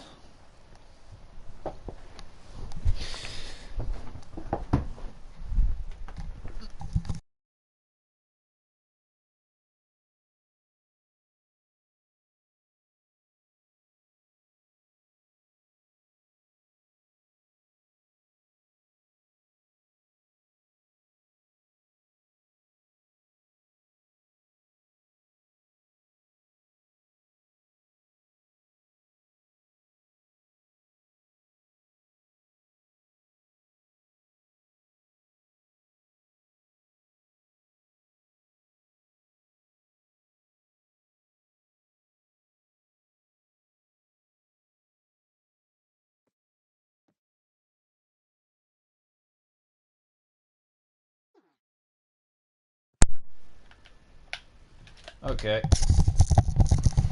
I'm back. Anyway, yeah. Talking about this, so this is like...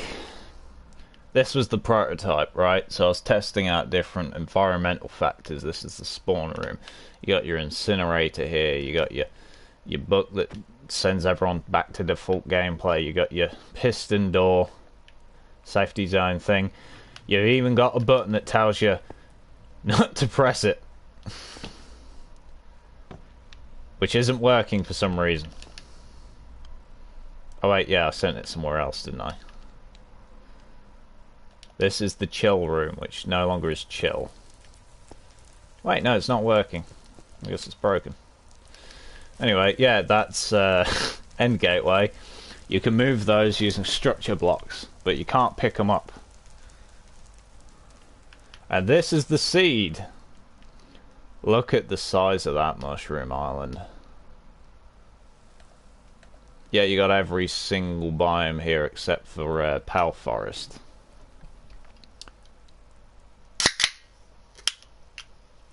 A lot of biome diversity, except for Russia up there.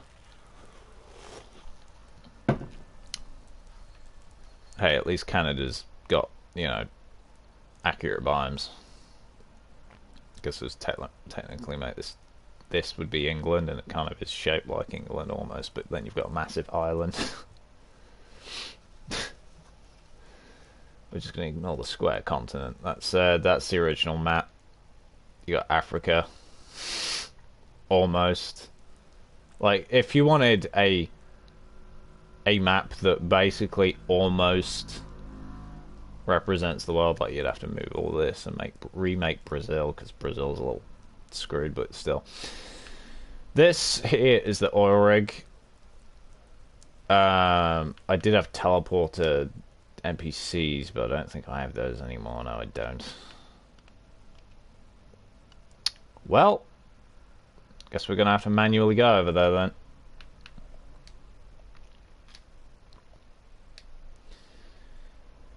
A lot of work was done. I cannot overstate this. This is my friend's house. What's this? It's a weird shaped tree. Oh, yeah, my mate left a tree floating. I mean, it's alright. Looks like that one from the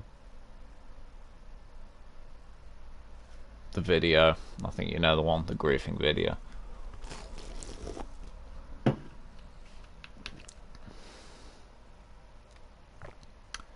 The oil rig is a bit far north. It's supposed to be a power spot, basically. The idea is it's an infinite generator of iron. And because it's an infinite generator of iron, players will fight over it. And that's good. Because that means that they have the ambition to have all that iron, which means then they'll have to do something with that iron, which means they'll have to build. And what are they going to build? Probably something like this. Yeah, it's a working oil rig too. Pretty nice, huh? It's better in there's the drill. It actually works as well. It always gets laggy here. There's the factory.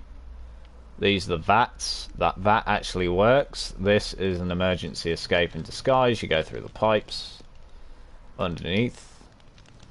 Yeah, that's a vent system. You've got the dripstone feeding into an infinite supply of lava. So, it is not a rig. It creates fuel. Infinite fuel. Same with these. They're for potions. I've even got OSHA approved hanging chemicals. They're just precariously, you know. Then we got a lava casting system. This is designed to make obsidian. So it drops the water down onto here and you fill this area up with lava. And then you press the button.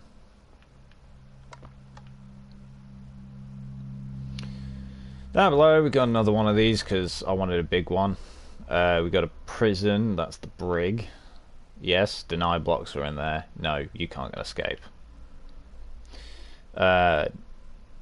Basic, you know, these are the exits. That's exit number 1. I do have a boat dropper from Rust. Yes, a dinghy dropper, and it works. I was meticulous in my design for this. And then you have to like kind of drop down here and then get in the boat. And then you drive it off the ledge.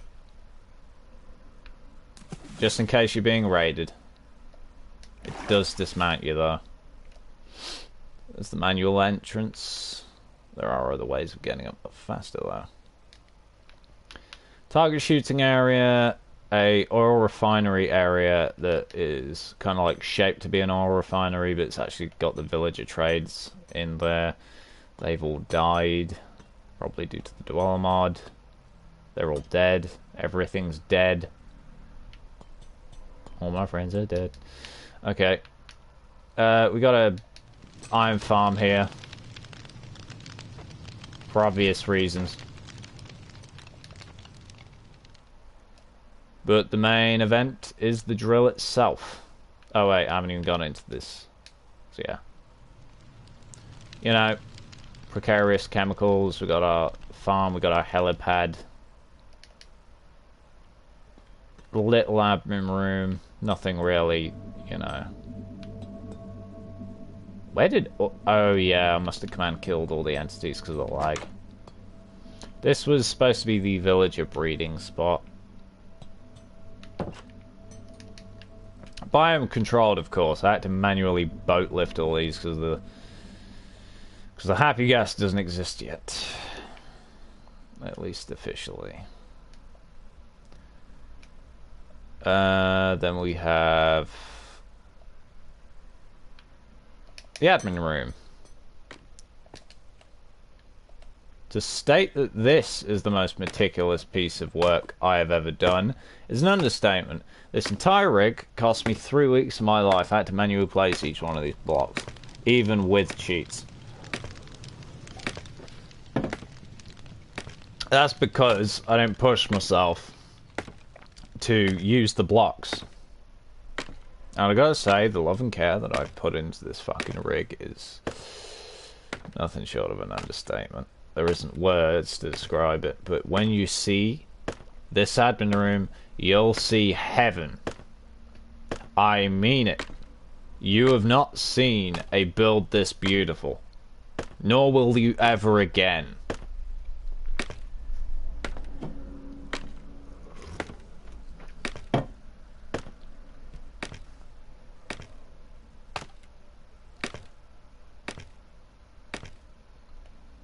Even the texture pack works with this build.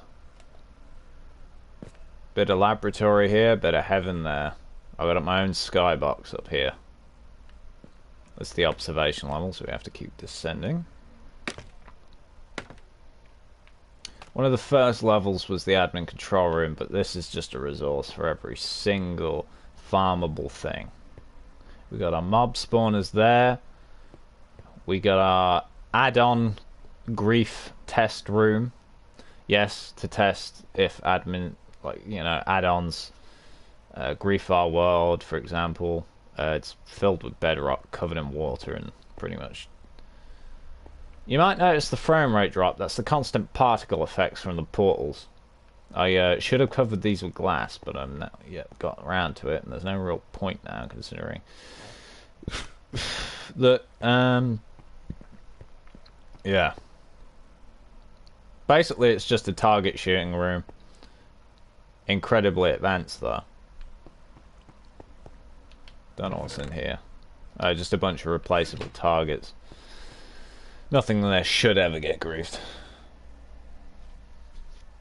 This is all very meticulous. Like, we even have a gassed farm, which is just a bunch of powdered snow, because nothing stops gas from spawning in powdered snow for some reason. Meaning it's utterly automatic. Now, if I put this on peaceful, one, the lag's going to kill me. And two, well, it'll work, you know. You get gas tiers, you get, you know. You get gas tiers, you get gunpowder. This thing is a regulation mob spawner. And what I mean by that is you're not going to get it unless it's admin approved. And it'd be very difficult to be admin approved.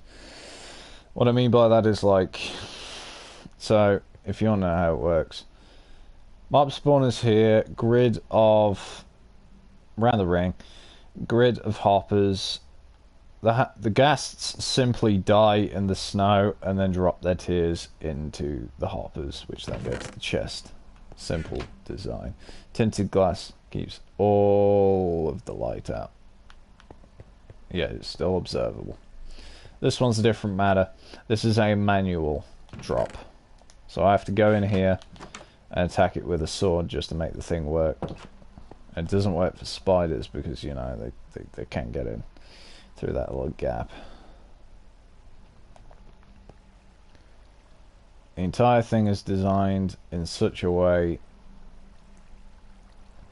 that you basically can't break through, like the mobs can't. And yeah, it will drop anything, and obviously we're commodifying wind and blaze. Blaze we need for potions, and wind we need for magic, basically. So for necessity's sake, we keep them there. Don't ask me why the glow squids keep spawning in there, though. I guess it's just the spawn conditions. Same thing with the bogged and the wither skeleton. These were for testing the add-ons, so these were like mimic detention chambers. We're testing different trades and stuff and such. It keeps going, by the way. Different types of villages, different types of drops. We even had a guardian spawners. Alas.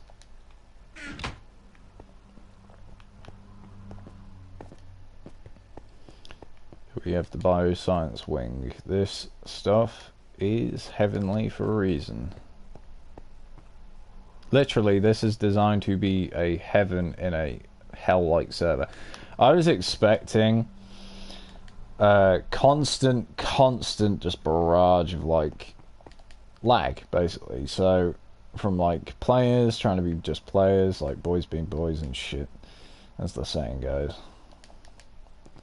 But also, like, how do I put it? People are gonna lag out.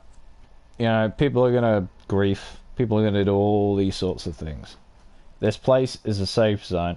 I catch someone in here with the intent of griefing, I'm gonna ban their ass. And don't think it would be hard either.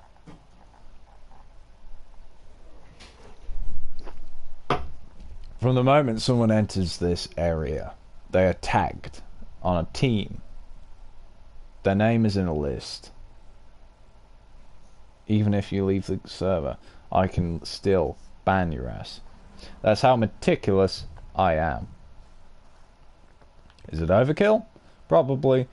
But considering that I think of everything, you can never be too careful. I do love these though.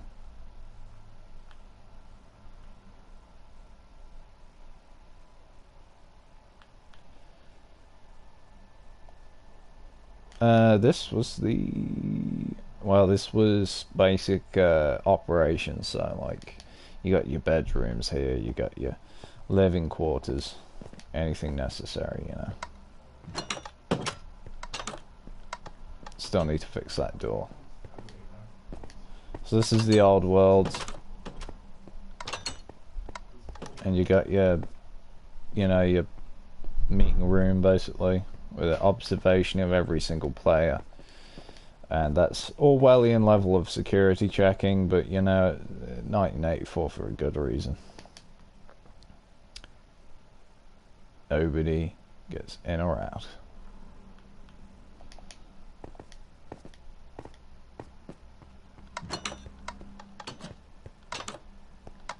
So yeah, that's pretty much a tour of the world. There is more to see, but nothing of note.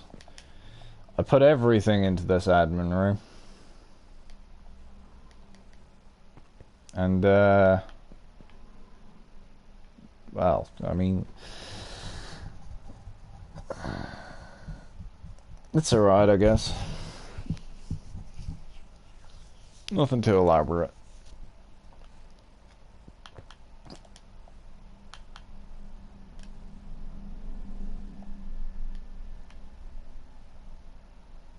Well, anyway, comment if you want to comment, because I'm gonna come off soon. I think I'm gonna end the stream.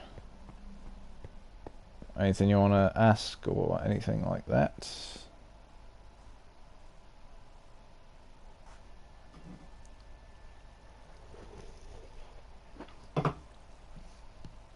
I'll give it like 10 seconds, because you know, slow typers in the chat or something.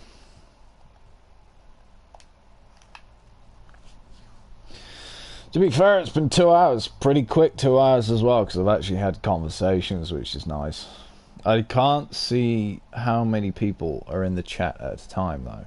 For some reason, YouTube is suppressing the amount of actual viewers I have on the live feed. I don't know why.